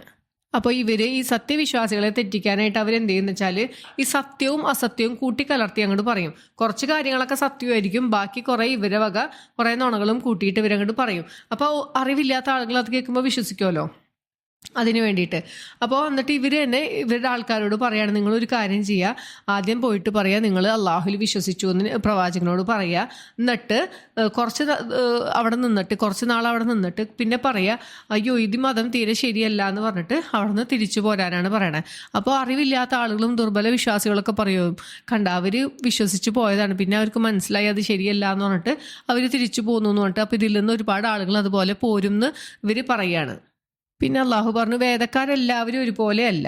അതിൽ ചില ആളുകളുണ്ട്, അവർക്ക് നമ്മളൊരു കൂമ്പാരം തന്നെ ഒരു സ്വത്ത് ഏൽപ്പിച്ചാലും അവരെ വിശ്വസിച്ച് എന്ത് ഏൽപ്പിച്ചാലും അവരത് കറക്റ്റായിട്ട് നമുക്ക് തന്നു തീർക്കും. പക്ഷേ ചില ആളുകളുണ്ട്, വളരെ ചെറിയൊരു ദിനാറ് പോലും കൊടുത്തിട്ടുണ്ടെങ്കിൽ പിന്നെ അവരെ നിന്ന് അത് കിട്ടാനായിട്ട് നമ്മൾ അവരെ പിന്നാലെ നടക്കേണ്ടി വരും. അങ്ങനത്തെ ആളുകളും വേദക്കാരിലുണ്ട് എന്ന് അള്ളാഹു പറഞ്ഞു തരാണ്. അപ്പോൾ ഇവരെ ഏൽപ്പിച്ച സാധനം കൊടുക്കാത്തതിനുള്ളൊരു കാരണം ഇവർ പറയണത് എന്താണെന്ന് വെച്ചാൽ വേദക്കാരല്ലാത്തവരോട് ഇവർക്ക് യാതൊരു വക ബാധ്യതയും ഇല്ലാന്ന്. ഈ അക്ഷരജ്ഞാനമില്ലാത്ത അറബികളുടെ കാര്യത്തിൽ ഞങ്ങൾക്കൊരു ബാധ്യതയില്ല, അപ്പോൾ അവരെ നിന്ന് വാങ്ങിച്ചാൽ തിരിച്ചു കൊടുത്തില്ലെങ്കിലും കുഴപ്പമില്ല എന്നാണ് അവർ പറയണത്. എന്നിട്ട് അള്ളാഹു പറയാണ്, ആരെങ്കിലും തൻ്റെ കരാറ് നിറവേറ്റിയോ അള്ളാഹുവിനെ സൂക്ഷിക്കുകയും ചെയ്തോ അവനെ അള്ളാഹു ഏറ്റവും ഇഷ്ടപ്പെടുന്നു. അങ്ങനെ സൂക്ഷ്മത പാലിക്കുന്നവരെയാണ് അള്ളാഹ്ക്ക് ഏറ്റവും ഇഷ്ടം എന്നാണ് അള്ളാഹു പറയണത്. ഒരിക്കൽ ഒരു പട്ടിണി ഉണ്ടായിരുന്ന കാലഘട്ടത്തിൽ കുറച്ച് ആളുകൾ ഒരു ജൂത പ്രമുഖൻ്റെ അടുത്ത് വന്നിട്ട് സഹായം ചോദിച്ചു, ഭക്ഷണവും വസ്ത്രമൊക്കെ ചോദിച്ചു. അപ്പോൾ അയാൾ കൊടുത്തില്ല. എന്താ കാരണം പറഞ്ഞത്? നിങ്ങൾ മുഹമ്മദ് നബി സല്ലല്ലാഹു അലൈഹി വസല്ലമയെ വിശ്വസിക്കുന്ന ആളുകളല്ലേ, അതുകൊണ്ട് തരൂല എന്ന് പറഞ്ഞു. അപ്പോൾ അങ്ങനെ അവർ പോയിട്ട് കുറച്ച് കഴിഞ്ഞപ്പോൾ വീണ്ടും വന്നിട്ട് പറഞ്ഞു, ഞങ്ങൾ മുഹമ്മദിൽ അവിശ്വസിച്ചിരിക്കുന്നു എന്ന് പറഞ്ഞിട്ട് അയാളിൽ നിന്നും ഭക്ഷണവും വസ്ത്രമൊക്കെ വാങ്ങി. അപ്പോൾ ആ ഒരു സമയത്ത് അള്ളാഹു അവതരിപ്പിച്ച ആയത്താണ് പിന്നെ പറയണത്, നിങ്ങൾ ഈ ഇഹലോകത്തിലെ തുച്ഛമായ ലാഭത്തിന് വേണ്ടി നിങ്ങൾ അള്ളാഹുവിൻ്റെ ആയത്തുകളെ വിട്ടുകളയുകയാണെങ്കിൽ അള്ളാഹു പരലോകത്ത് ചെല്ലുമ്പോൾ അവരോട് സംസാരിക്കുകയില്ല, അവരെ നോക്കുകയില്ല, അവരെ സംസ്കരിക്കുകയും ഇല്ല എന്ന് അള്ളാഹു പറയാണ്. അവർക്ക് വേദനയേറിയ ശിക്ഷ അള്ളാഹു ഒരുക്കി വെച്ചിട്ടുണ്ട് എന്ന് പറയാണ്. അപ്പോൾ വളരെ തുച്ഛമായ ലാഭത്തിന് വേണ്ടി ഒരിക്കലും നമ്മൾ മതത്തിനെ വിട്ടുകളയരുത് എന്നാണ് അള്ളാഹു അവിടെ പറഞ്ഞു തന്നത്. ഈ വേദഗ്രന്ഥം പാരായണം ചെയ്യുമ്പോൾ അവരുടെ ചില വാക്കുകളെ അവരങ്ങോട്ട് മാറ്റി രണ്ടർത്ഥമുള്ള വാക്കുകളൊക്കെ ഉണ്ടാവും, അല്ലെങ്കിൽ ചില സാമ്യമുള്ള വാക്കുകളുണ്ടാവും. അപ്പോൾ അവർ ചില സ്ഥലത്തെത്തുമ്പോൾ അവരെ നാവുകളെ അങ്ങോട്ട് മാറ്റി വായിക്കും, വേറെ തരത്തിൽ വായിക്കും, മറ്റുള്ളവർ തെറ്റിദ്ധരിക്കാൻ വേണ്ടിയിട്ട്. അപ്പോൾ അള്ളാഹു പറയാണ്, അതൊന്നും അള്ളാഹു അവതരിപ്പിച്ചിട്ടുള്ളതല്ല, അവരറിഞ്ഞും കൊണ്ട് തന്നെ വ്യാജം പറയുകയാണെന്ന്. പിന്നെ അള്ളാഹു പറയാണ്, അള്ളാഹു അയച്ച ഒരു പ്രവാചകനും തന്നെ നിങ്ങളുടെ അടുത്ത് വന്നിട്ട് പറയൂല എന്താണ് എന്നെ ആരാധിക്കാൻ, അതായത് ഈ പ്രവാചകനെ ആരാധിക്കാനോ അല്ലെങ്കിൽ മലക്കുകളെയൊക്കെ റബ്ബാക്കി വെക്കാനോ ഒരിക്കലും ഒരു പ്രവാചകൻ നിങ്ങളോട് വന്ന് പറയൂല. അള്ളാഹുവിൻ്റെ പ്രവാചകൻ വന്ന് എന്താ പറയുക, നിങ്ങൾ അള്ളാഹുവിൻ്റെ ആളുകളാവുക, റബ്ബിൻ്റെ ആളുകളായി തീരുക എന്നാണ് പറയുള്ളൂ എന്ന്. അപ്പോൾ ഇവിടെ ഈസാ നബി അലൈഹി ഇസ്ലാമിനെ സംബന്ധിച്ചായിരിക്കും അല്ലെ ഇങ്ങനെ പറയണം. കാരണം ഈസാ നബി അലൈഹി ഇസ്ലാം ദൈവമാണെന്ന് പറഞ്ഞു എന്നാണ് ഈ വേദക്കാർ പറയണത്. അപ്പോൾ അള്ളാഹു പറയാണ്, അള്ളാഹുവിൻ്റെ അടുത്തുനിന്ന് വന്നൊരു പ്രവാചകൻ ഒരിക്കലും അങ്ങനെ പറയില്ല, അങ്ങനെ പറയണത് ഒരിക്കലും യോജിക്കുകയില്ല ഒരു പ്രവാചകന് എന്നാണ്. ഇനി അള്ളാഹു പറയാണ്, ഈ പ്രവാചകന്മാരിൽ നിന്ന് അള്ളാഹു വാങ്ങിയ ഒരു കരാറിനെ കുറിച്ച് പറയാണ്. അതായത് ഇവർക്ക് വിജ്ഞാനവും വേദഗ്രന്ഥവും ഒക്കെ നൽകി അള്ളാഹു ഇങ്ങോട്ട് ജനങ്ങളിലേക്ക് അയച്ചിട്ട് ഈ ഇവരുടെ കയ്യിലുള്ള വേദഗ്രന്ഥത്തിനെ സത്യപ്പെടുത്തിക്കൊണ്ട് വേറൊരു റസൂൽ വന്നിട്ടുണ്ടെങ്കിൽ നിങ്ങൾ ആ റസൂലിനെ പിൻപറ്റണം എന്നാണ് അള്ളാഹു അവരോട് പറഞ്ഞിട്ടുള്ളത്. അങ്ങനെയാണ് അവരിൽ നിന്നും കരാറ് വാങ്ങിച്ചിട്ടുള്ളത്. അപ്പോൾ എന്നിട്ട് നബി സല്ലല്ലാഹു അലൈഹി വസല്ലം ഒരിക്കൽ പറയണ്ടായി, മൂസാ നബി അലൈഹി ഇസ്ലാമിൻ്റെ കാലത്താണ് നബി സല്ലല്ലാഹു അലൈഹി വസല്ലം വരണമെങ്കിൽ ഈ മൂസാ നബി അലൈഹി ഇസ്ലാം നബി സല്ലല്ലാഹു അലൈഹി വസല്ലം കൊണ്ടുവന്ന ശരീഅത്തിനെ അല്ലെങ്കിൽ ആ വേദഗ്രന്ഥത്തെ പിൻപറ്റാൻ ബാധ്യതയാണെന്ന് പറയാണ്. അപ്പോൾ അള്ളാഹു അങ്ങനെ ചോദിച്ചിട്ടുണ്ട്, നിങ്ങളുടെ കൂടെ വേറൊരു പ്രവാചകൻ നിങ്ങളുടെ കയ്യിലുള്ള വേദഗ്രന്ഥത്തെ സത്യപ്പെടുത്തിക്കൊണ്ട് വന്നാൽ നിങ്ങൾ അദ്ദേഹത്തിൽ വിശ്വസിക്കുകയും അദ്ദേഹത്തെ സഹായിക്കുകയും ചെയ്യുകയില്ലേ എന്ന് ചോദിച്ചപ്പോൾ ഇവരെല്ലാവരും സമ്മതിച്ചിട്ടുണ്ട് എന്നാണ് പറഞ്ഞത്. എന്നിട്ട് അള്ളാഹു നബി സ്വല്ലല്ലാഹു അലൈഹി വസല്ലമയോട് പറയാണ് ഞങ്ങൾക്ക് അവതരിച്ചതിലും ഞങ്ങൾക്ക് മുൻപ് അവതരിച്ചതിലും, അതായത് ഇബ്രാഹിം നബി അലൈഹി ഇസ്ലാമിനും ഇസ്മായിൽ അലൈഹി ഇസ്ലാമിനും ഇസ്ഹാഖ് നബി അലൈഹി ഇസ്ലാമിനും യാക്കൂബ് നബി അലൈഹി ഇസ്ലാമിനും അദ്ദേഹത്തിന്റെ സന്തതികൾക്കും അവതരിച്ചതിലുമെല്ലാം, മൂസാ നബി അലൈഹി ഇസ്ലാമിനും ഈസാ നബി അലൈഹി ഇസ്ലാമിനും അവതരിച്ചതിലെല്ലാം ഞങ്ങൾ വിശ്വസിക്കുന്നു. ഞങ്ങളൊരു പ്രവാചകന്മാർക്കിടയിലും യാതൊരു വ്യത്യാസവും കൽപ്പിക്കുകയില്ല എന്ന് നബി സല്ലല്ലാഹു അലൈഹി വസല്ലമയോട് ഈ വേദക്കാരോട് പറയാനായിട്ട് അള്ളാഹു പറയാണ്. അള്ളാഹുവിന്റെ അടുത്ത് ഇസ്ലാം അല്ലാത്ത വേറെ യാതൊരു മതവും സ്വീകരിക്കപ്പെടുകയില്ല. പരലോകത്ത് അങ്ങനെ ചെല്ലണവര് നഷ്ടക്കാരായിരിക്കും എന്ന് അള്ളാഹു ഇവിടെ പറയാണ്. ഇനി അള്ളാഹു അവിശ്വാസികളെ കുറിച്ച് പറയാണ്. ഈ തെളിവുകളൊക്കെ കിട്ടി, അവരാദ്യം വിശ്വസിച്ചു, പിന്നീട് അവിശ്വാസത്തിലേക്ക് പോയി കഴിഞ്ഞാൽ, എല്ലാം മനസ്സിലാക്കിയതിനു ശേഷം അവിശ്വാസത്തിലേക്ക് പോയാൽ പിന്നെ എങ്ങനെയാണ് അള്ളാഹു ഇവരെ നേർമാർഗത്തിലാക്കുക എന്നാണ് അള്ളാഹു ചോദിക്കണത്. അവർക്കുള്ള പ്രതിഫലം എന്തായിരിക്കും? അള്ളാഹുവിൽ നിന്നുള്ള ശാപവും മലക്കുകളുടെയും ജനങ്ങളുടെയും മുഴുവൻ ആളുകളുടെയും ശാപമായിരിക്കും അവരുടെ മേലുണ്ടാവുക എന്നാണ് പറയണത്. അവര് നരകത്തിൽ നിത്യവാസികളായിരിക്കും. അവർക്ക് അവരുടെ ശിക്ഷയിൽ നിന്നും ഒരു തരി പോലും കുറച്ചു തരൂല എന്ന് അള്ളാഹു പറയാണ്. അവർക്ക് കാലതാമസം ചെയ്തു തരികയില്ല, ശിക്ഷ ലഘൂകരിക്കുകയും ഇല്ല എന്ന് പറയാണ്. പ്രത്യേക അള്ളാഹു അവിടെ എടുത്തു പറഞ്ഞു, ഇല്ലല്ലദീന താബു, പശ്ചാത്തപിച്ചവരൊഴികെയെന്ന്. ഇങ്ങനെയൊക്കെ അവിശ്വസിച്ചു പോയി എന്നിട്ട് പശ്ചാത്തപിച്ച് അവരുടെ കാര്യങ്ങളൊക്കെ നന്നാക്കിയാൽ അവർക്ക് അള്ളാഹു പുറത്തു തരും. അള്ളാഹു ഏറെ പൊറുക്കുന്നവനും കരുണാനിധിയുമാണെന്ന് അള്ളാഹു അവിടെ പ്രത്യേകം എടുത്ത് ഓർമ്മിപ്പിക്കുകയാണ്. പിന്നെ അള്ളാഹു പറഞ്ഞു, ചില ആളുകൾ അവിശ്വസിക്കും, പിന്നെ എന്ത് ചെയ്യും? അവരുടെ ആ വിശ്വാസത്തിൽ അവരങ്ങോട്ട് വർദ്ധിക്കും, അവിശ്വാസം വർദ്ധിക്കും. അങ്ങനെ തോന്നിയവാസങ്ങളൊക്കെ കൂടിക്കഴിഞ്ഞാൽ അവരെ ഒരിക്കലും അള്ളാഹു അവരുടെ പശ്ചാത്താപം സ്വീകരിക്കുകയില്ല. അവരെന്നും വഴിപിഴച്ച ആളുകൾ തന്നെ ആയിരിക്കും എന്നാണ് അള്ളാഹു പറയണത്. വിശ്വാസിയായിക്കൊണ്ട് മരണപ്പെട്ട ഒരാള് അവിടെ പരലോകത്ത് ചെല്ലുമ്പോൾ ഭൂമി നിറയെ സ്വർണം കൊടുക്കാന്ന് അള്ളാഹുവിനോട് പറഞ്ഞാൽ, ഇനി എന്ത് തന്നെ തെണ്ടം കൊടുക്കാന്ന്, മോചനദ്രവ്യമായിട്ട് കൊടുക്കാന്ന് പറഞ്ഞാലും അള്ളാഹു അതൊന്നും സ്വീകരിക്കില്ല. അവിടെ ചെന്ന് കഴിഞ്ഞ് ഇവിടുന്ന് ഒരു അവിശ്വാസിയായി മരണപ്പെട്ട ആൾക്ക് പിന്നെ യാതൊരു രക്ഷപ്പെടാൻ യാതൊരു വഴിയുമില്ല. അവന് ഏറ്റവും വേദനയേറിയ ശിക്ഷയാണ് അള്ളാഹു അവിടെ ഒരുക്കി വെച്ചിട്ടുള്ളത്. അവനെ സഹായിക്കാൻ ആരും തന്നെ ഉണ്ടാവില്ല എന്ന് അള്ളാഹു ഇവിടെ പറഞ്ഞു തന്നു. പിന്നീട് സത്യവിശ്വാസികളോടാണ് അള്ളാഹു പറഞ്ഞത്, സത്യവിശ്വാസികൾ നിങ്ങൾ ചെലവഴിക്കുമ്പോൾ നിങ്ങൾക്ക് ഏറ്റവും ഇഷ്ടപ്പെട്ടതിൽ നിന്നാണ് ചെലവഴിക്കുക. അങ്ങനെ ചെലവഴിക്കുന്നത് വരെ നിങ്ങൾക്ക് പുണ്യം ലഭിക്കുകയില്ല എന്ന് നമ്മൾ പ്രത്യേകത മനസ്സിലാക്കിയിട്ടുണ്ടായിരുന്നു അല്ലെ. നമുക്ക് ഇഷ്ടമില്ലാത്ത ഒരു സാധനം വല്ലവർക്കും കൊടുത്തു കഴിഞ്ഞാൽ അതുകൊണ്ട് നമുക്ക് കൂലി കിട്ടും നമ്മൾ ആരും വിചാരിക്കേണ്ട. എപ്പോഴും മറ്റുള്ളവർക്ക് കൊടുക്കേണ്ടത് നമ്മളേറ്റവും നമുക്ക് ഇഷ്ടപ്പെട്ട ഒരു സാധനമായിരിക്കണം എന്ന്. ഈ വിഷയത്തിൽ സ്വഹാബിമാരൊക്കെ എങ്ങനെയായിരുന്നു ചെയ്തിരുന്നതെന്നൊക്കെ നമ്മൾ ഡീറ്റെയിൽ ആയിട്ട് ഈ പേജ് പഠിച്ചപ്പോൾ മനസ്സിലാക്കിയിട്ടുണ്ടായിരുന്നു അല്ലേ. ഈ നബി സല്ലല്ലാഹു അലൈഹി വസല്ലമയെ വിശ്വസിക്കാണ്ടിരിക്കാനായിട്ട് ഈ ജൂതന്മാർ അല്ലെങ്കിൽ വേദക്കാർ പറഞ്ഞിരുന്ന ഒരു കാര്യം ഇതാണ്. ഈ നബി സല്ലല്ലാഹു അലൈഹി വസല്ലമ മുൻ പ്രവാചകന്മാരെയൊക്കെ സത്യപ്പെടുത്തിക്കൊണ്ടാണ് വന്നിരിക്കണേന്നാണ് പറയണത്. എന്നിട്ട് ജൂതന്മാർക്ക് ചില ഭക്ഷണ സാധനങ്ങളൊക്കെ ഹറാമായിരുന്നു, അതൊക്കെ നബി സല്ലല്ലാഹു അലൈഹി വസല്ലമ ഭക്ഷിക്കുന്നുണ്ട് എന്നാണ് ഇവർ പറയണത്. അപ്പൊ അള്ളാഹു അവിടെ എടുത്തു പറയാണ്, ഇസ്രായേലിർക്ക് എല്ലാ ഭക്ഷണ സാധനങ്ങളും അനുവദനീയമായിരുന്നു. തൗറാത്ത് അവതരിക്കുന്നതിന് മുമ്പായിട്ട് ഇസ്രായേൽ എന്ന് പറഞ്ഞാൽ ആരാണ്? യാക്കൂബ് നബി അലൈഹി ഇസ്ലാമാണ്. അദ്ദേഹം സ്വന്തം പേരിൽ നിഷിദ്ധമാക്കിയത് വയ്ക്കുന്നത്. കാരണം അദ്ദേഹത്തിന് ഇഷ്ടമില്ലാത്ത കുറച്ച് സാധനങ്ങൾ ഉണ്ടായിരുന്നു, അപ്പൊ അത് കഴിക്കാറുണ്ടായില്ല. പിന്നീട് അപ്പൊ ആളുകൾ പറഞ്ഞുണ്ടാക്കി അത് ഹറാമാണെന്ന് പറഞ്ഞുണ്ടാക്കി. അപ്പൊ അള്ളാഹു പറയാണ്, അവർക്കത് ഹറാമൊന്നും അല്ല. ഈ യാക്കൂബ് നബി അലൈഹി ഇസ്ലാമിന് താല്പര്യമില്ലാണ്ട് കുറച്ച് ഭക്ഷണങ്ങൾ ഒഴിവാക്കിയതൊഴികെ എല്ലാ ഭക്ഷണങ്ങളും ഇസ്രായേലിയർക്ക് അള്ളാഹു അനുവദനീയമാക്കിയിരുന്നു എന്നാണ് പറഞ്ഞത്. അള്ളാഹു പറയാണ്, നിങ്ങൾ തൗറാത്ത് ഒന്ന് എടുത്ത് വായിച്ചു നോക്കാൻ, നിങ്ങൾ സത്യമാണ് പറയണമെങ്കിൽ. എന്നിട്ട് പിന്നെ അള്ളാഹു പറയാണ്, നിങ്ങൾ ഇബ്രാഹിം നബി അലൈഹി ഇസ്ലാമിന്റെ പാതയാണ് പിന്തുടരേണ്ടത്. അദ്ദേഹം വളരെ നിഷ്കളങ്ക മനസ്സോടുകൂടി അള്ളാഹുവിന് കീഴൊതുങ്ങിയ ആളായിരുന്നു, ഒരിക്കലും മുശ്രിക്കുകളിൽ പെട്ട ആളായിരുന്നില്ല ഇബ്രാഹിം നബി അലൈഹി ഇസ്ലാം എന്നവിടെ വീണ്ടും അള്ളാഹു പറയാണ്. ഇനി അള്ളാഹു പറയുന്നത് കഅബയെ കുറിച്ചിട്ടാണ്. മനുഷ്യർക്ക് വേണ്ടി സ്ഥാപിക്കപ്പെട്ട ഒന്നാമത്തെ വീടാണ് അത് എന്ന് പറഞ്ഞത്. അനുഗ്രഹിക്കപ്പെട്ടതാണ്, ലോകർക്ക് മാർഗദർശനവുമായിക്കൊണ്ടാണ് അള്ളാഹു അതിനെ സ്ഥാപിച്ചിട്ടുള്ളത് എന്ന് പറയാണ്. അവിടെ വന്നാൽ നിങ്ങൾക്ക് എന്തൊക്കെ കാണാനുണ്ടെന്ന് പറഞ്ഞു. സുവ്യക്തമായ ദൃഷ്ടാന്തങ്ങളുണ്ട് അവിടെ. മഖാം ഇബ്രാഹിം ഉണ്ട്, അതായത് ഇബ്രാഹിം നബി അലൈഹി ഇസ്ലാം നിന്ന സ്ഥലം നിങ്ങൾക്ക് കാണാം. അതിൽ ആര് പ്രവേശിച്ചോ അവൻ നിർഭയനായിക്കൊണ്ടായിരിക്കും അവിടെ ഉണ്ടാവുക എന്നാണ് പറഞ്ഞത്. പിന്നെ അള്ളാഹു പ്രത്യേകം എടുത്തു പറഞ്ഞു, കഴിവുള്ളവര് അവിടെ പോയി ഹജ്ജ് ചെയ്യൽ ഓരോരുത്തരുടെ മേലും ബാധ്യതയുള്ള കാര്യമാണെന്നാണ് അള്ളാഹു പറയണത്. അപ്പൊ അള്ളാഹു അങ്ങോട്ട് ക്ഷണിക്കുകയാണ് ഹജ്ജിന് വേണ്ടിയിട്ടല്ലേ. പിന്നെ സത്യവിശ്വാസികളെ വിളിച്ച് അള്ളാഹു പറയാണ്, നിങ്ങൾ ഒരു വിഭാഗത്തെ വിശ്വസിച്ചാൽ, അതായത് ഈ വേദക്കാരെ വിശ്വസിച്ച് കഴിഞ്ഞാൽ അവര് നിങ്ങളെ വിശ്വാസത്തിൽ നിന്നും അവിശ്വാസത്തിലേക്കാണ് കൊണ്ടുപോകുക എന്ന് അള്ളാഹു പറയാണ്. എന്നിട്ട് വീണ്ടും സത്യവിശ്വാസികളോട് അള്ളാഹു പറയാണ്, നിങ്ങൾ അള്ളാഹുവിനെ സൂക്ഷിക്കുക. എങ്ങനെ സൂക്ഷിക്കേണ്ട മുറപ്രകാരം നിങ്ങൾ സൂക്ഷിക്കുക. നിങ്ങൾ മുസ്ലിം ആയിക്കൊണ്ടല്ലാതെ മരണപ്പെടരുത് എന്ന് അള്ളാഹു ഓർമ്മിപ്പിക്കുകയാണ് അവിടെ. പിന്നെ പറഞ്ഞു, സത്യവിശ്വാസികളെ നിങ്ങളെല്ലാവരും അള്ളാഹുവിൻ്റെ പാശത്തെ മുറുകെ പിടിക്കണം, നിങ്ങൾ ഭിന്നിച്ചൊന്നും പോവരുത്. നിങ്ങൾ അള്ളാഹുവിന്റെ അനുഗ്രഹത്തെ ഓർക്കാൻ. നിങ്ങളെല്ലാവരും നരകത്തിന്റെ വക്കിൽ നിൽക്കുകയായിരുന്നു. അതായത് ഇവർ ജാഹിലിയത്തിലായിരുന്നു. എന്നിട്ട് അള്ളാഹുവിന്റെ അനുഗ്രഹം കൊണ്ടാണ് ഇവർക്ക് നേർമാർഗം സിദ്ധിച്ചത്. അപ്പൊ അള്ളാഹു പറയാ, നിങ്ങൾ ഭിന്നിച്ചു പോകരുത്, എപ്പോഴും ഒരുമിച്ച് നിൽക്കണം എന്ന് അള്ളാഹു പറയാണ്. പിന്നെ സത്യവിശ്വാസികളിൽ നിന്നും ഒരു വിഭാഗം ഉണ്ടാവണം. എങ്ങനെയാണ്? നിങ്ങൾ നന്മയിലേക്ക് ക്ഷണിക്കുന്നവരായിരിക്കണം, സദാചാരം കൊണ്ട് കൽപ്പിക്കുകയും ദുരാചാരത്തെ വിരോധിക്കുകയും ചെയ്യുന്ന ഒരു സമുദായം നിങ്ങളിൽ നിന്നുണ്ടാവണം. അങ്ങനെയുള്ളവരാണ് വിജയികളാവുക എന്ന് അള്ളാഹു പറഞ്ഞു തന്നു. ഒരിക്കലും നിങ്ങൾ വേദക്കാരെ പോലെ ആവരുതെന്ന്. കാരണം അവർക്ക് തെളിവുകളൊക്കെ മനസ്സിലാക്കിയതിന് ശേഷമാണ് പല അഭിപ്രായങ്ങൾ വന്ന് ഭിന്നിച്ചു പോയത്. അങ്ങനെ നിങ്ങൾ ഒരിക്കലും ആയി പോകരുത് എന്ന് അള്ളാഹു പറയാണ്. പിന്നെ പറഞ്ഞു, നമ്മൾ പരലോകത്ത് ചെല്ലുമ്പോൾ ഖിയാമത്ത് നാളിൽ ചില ആളുകളുടെ മുഖങ്ങൾ വെളുത്തതായിരിക്കും, ചിലവര് മുഖങ്ങൾ കറുത്തതായിരിക്കും എന്ന് പറഞ്ഞു. അങ്ങനെ ഒരു ദിവസം നിങ്ങൾക്ക് വരാനുണ്ട്. അപ്പൊ ആരാണോ അന്നത്തെ ദിവസം മുഖം പ്രസന്നമായിരിക്കുന്നത് അവർക്ക് യാതൊരു തരത്തിലുള്ള പേടിയും വേണ്ട. അവര് അള്ളാഹുവിന്റെ കാരുണ്യത്തിൽ ഉള്ളവരാണ്, അവരവിടെ നിത്യവാസികളായിരിക്കും എന്ന് അള്ളാഹു പറയാണ്. പിന്നെ അള്ളാഹു പറയണെന്ന് വെച്ചാൽ, നിങ്ങൾ ഏറ്റവും ഉത്തമമായ ഒരു സമൂഹമാണ്. നിങ്ങൾ എപ്പോഴും സദാചാരം കൊണ്ട് കൽപ്പിക്കുകയും ദുരാചാരത്തെ വിരോധിക്കുകയും വേണം. അള്ളാഹുവിൽ വിശ്വസിക്കുകയും ചെയ്യുന്ന ആൾക്കാരോടാണ് അള്ളാഹു പറയണത്. വേദക്കാര് വിശ്വസിച്ചിരുന്നെങ്കിൽ അത് അവർക്ക് വളരെ നല്ലതായിരുന്നു. പക്ഷെ അവരാരും അതിലേക്ക് വരണില്ല. അവരൊക്കെ അധികം ആളുകളും തോന്നിയവാസികളായിക്കൊണ്ടാണ് മുന്നോട്ട് പോണേന്നാണ് അള്ളാഹു പറഞ്ഞു തന്നത്. ഈ വേദക്കാര് നിങ്ങൾക്ക് കുറച്ച് ശല്യം ഉണ്ടാക്കാന്നല്ലാണ്ട് നിങ്ങൾക്ക് വലിയ ബുദ്ധിമുട്ടുകളൊന്നും ഉണ്ടാക്കാൻ അവർക്ക് പറ്റില്ല, ഉപദ്രവിക്കാനൊന്നും അവർക്ക് പറ്റൂല. ചെറിയ രീതിയിലുള്ള ശല്യപ്പെടുത്തൽ മാത്രമേ അവരെ കൊണ്ട് പറ്റുള്ളൂ. ഇനി വല്ല യുദ്ധത്തിനെങ്ങാനും വന്നിട്ടുണ്ടെങ്കിൽ അവര് നിങ്ങളുടെ അടുത്തുനിന്ന് തിരിഞ്ഞു പോകും എന്നാണ് അള്ളാഹു പറയുന്നത്.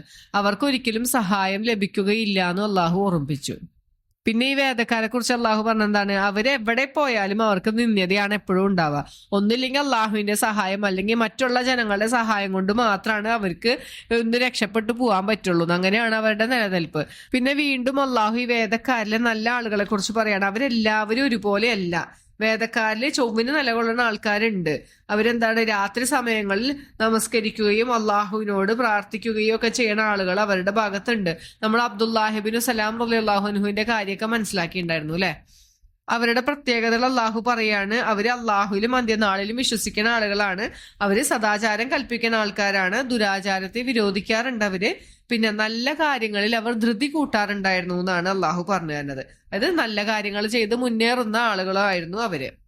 അപ്പൊ അങ്ങനെയുള്ള ആളുകൾക്ക് രണ്ട് പ്രതിഫലം ഉണ്ട് എന്നൊക്കെ നമ്മൾ നേരത്തെ മനസ്സിലാക്കുന്നു അല്ലെ? കാരണം അവർക്ക് അവതരിച്ച വേദഗ്രന്ഥത്തിലും പിന്നീട് അവതരിച്ച ഈ ഖുറാനിലും വിശ്വസിച്ചത് കൊണ്ട് രണ്ട് പ്രതിഫലം അള്ളാഹു അവർക്ക് നൽകുന്നതാണ്. പിന്നീട് അള്ളാഹു വീണ്ടും അവിശ്വസിച്ച ആളുകളെ കുറിച്ച് പറയണം. അവർക്ക് ഒരു തരത്തിലും അവരുടെ സ്വത്തുക്കളോ മക്കളോ ഒന്നും ഉപകാരപ്പെടുകയില്ല. ഇത് മുമ്പും പറഞ്ഞ കാര്യമാണല്ലേ? അള്ളാഹു പിന്നെയും അവിടെ ഓർമ്മിപ്പിക്കുകയാണ്. അവര് നരകത്തിന്റെ ആളുകളാണ്, അവരതിൽ നിത്യവാസികളായിരിക്കും എന്ന് പറഞ്ഞു. ഇനി അവരുടെ ഒരു ഉപമ പറയാണ് അള്ളാഹു. എന്താണ്? ഈ ആളുകളും നല്ല കാര്യങ്ങളൊക്കെ ഈ ലോകത്ത് വെച്ച് ചെയ്യുന്നുണ്ടാവും അല്ലെ? അപ്പൊ അതിന് അള്ളാഹു ഉപമിക്കുകയാണ്. അവരുടെ ഈ പ്രവർത്തനങ്ങളൊക്കെ ഒരു കാറ്റിനെ പോലെയാകുന്നു. ആ കാറ്റ് എങ്ങനെയാണ്? അതിശൈത്യമേറിയ ഒരു കാറ്റാണ്. ഈ കാറ്റ് കൊണ്ട് അവരുടെ കൃഷിസ്ഥലം അങ്ങനെ നശിച്ചു പോവും. അങ്ങനത്തെ ഒരു കാറ്റ് പോലെയാണ് ഇവരുടെ പ്രവർത്തനങ്ങൾ എന്നാണ് അള്ളാഹു പറയണത്. അപ്പൊ ഇവരെന്തൊക്കെ തന്നെ ചെയ്താലും ഇവർക്ക് അതിനുള്ള പ്രതിഫലം പരലോകത്ത് കിട്ടൂല എന്ന് അള്ളാഹു ഇവിടെ ഓർമ്മിപ്പിക്കുകയാണ്.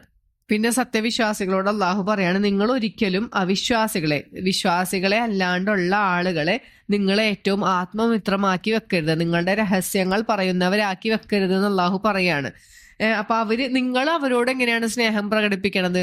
നിങ്ങളുടെ മനസ്സിൽ ഈ അവിശ്വാസികളോട് ശരിക്കും ആത്മാർത്ഥമായ സ്നേഹമാണ്. പക്ഷെ അവർക്ക് തിരിച്ച് നിങ്ങളോട് അത്ര ആത്മാർത്ഥമുള്ള സ്നേഹമല്ല എന്നാണ് അള്ളാഹു നമുക്ക് പറഞ്ഞു തരുന്നത്. അവര് നമ്മളെ കാണുമ്പോ പറയും, എന്താണ്, ഞങ്ങളും വിശ്വസിച്ചിട്ടുണ്ട് എന്നൊക്കെ പറയും. പക്ഷെ നിങ്ങൾ അങ്ങോട്ട് മാറിപ്പോയി കഴിഞ്ഞാൽ അവർക്ക് നിങ്ങളോടുള്ള ദേഷ്യം കൊണ്ട് അവരുടെ വിരലുകളെ കടിക്കും എന്നാണ് പറഞ്ഞത്. അതായത് അവർക്ക് നിങ്ങളോട് ഭയങ്കര ദേഷ്യമാണ്.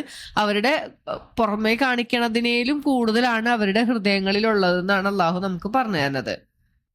നിങ്ങൾക്ക് എന്തെങ്കിലും നന്മ ഉണ്ടായിക്കഴിഞ്ഞാൽ അത് അവർക്ക് ഭയങ്കര വിഷമം ഉണ്ടാക്കും. അഥവാ നിങ്ങൾക്ക് എന്തെങ്കിലും ദോഷം ഉണ്ടായാലോ അത് അവർക്ക് ഭയങ്കര സന്തോഷം ഉണ്ടാക്കും. അങ്ങനെയാണ് അവരുടെ മനസ്സ് എന്ന് അള്ളാഹു പറഞ്ഞു തരാണ്. എന്നിട്ട് അള്ളാഹു പറഞ്ഞു, നിങ്ങൾ ക്ഷമിക്കുകയും ചെയ്യുക, അള്ളാഹുവിനെ സൂക്ഷിക്കുകയും ചെയ്യുക എന്നാണ് സത്യവിശ്വാസികളോട് അള്ളാഹു പറയണത്. അവരെന്തൊക്കെ തന്നെ തന്ത്രം പ്രയോഗിച്ചാലും അതൊന്നും നിങ്ങൾക്ക് ഏൽക്കൂല. അള്ളാഹു അവർ പ്രവർത്തിച്ചു കൊണ്ടിരിക്കുന്നതിനെ വലയം ചെയ്യുന്നവനാണ് എന്ന് അള്ളാഹു പറഞ്ഞു. അപ്പൊ ഇത്രയും പറഞ്ഞു കഴിഞ്ഞാൽ മൂന്നാമത്തെ ഭാഗം തീരാണ്.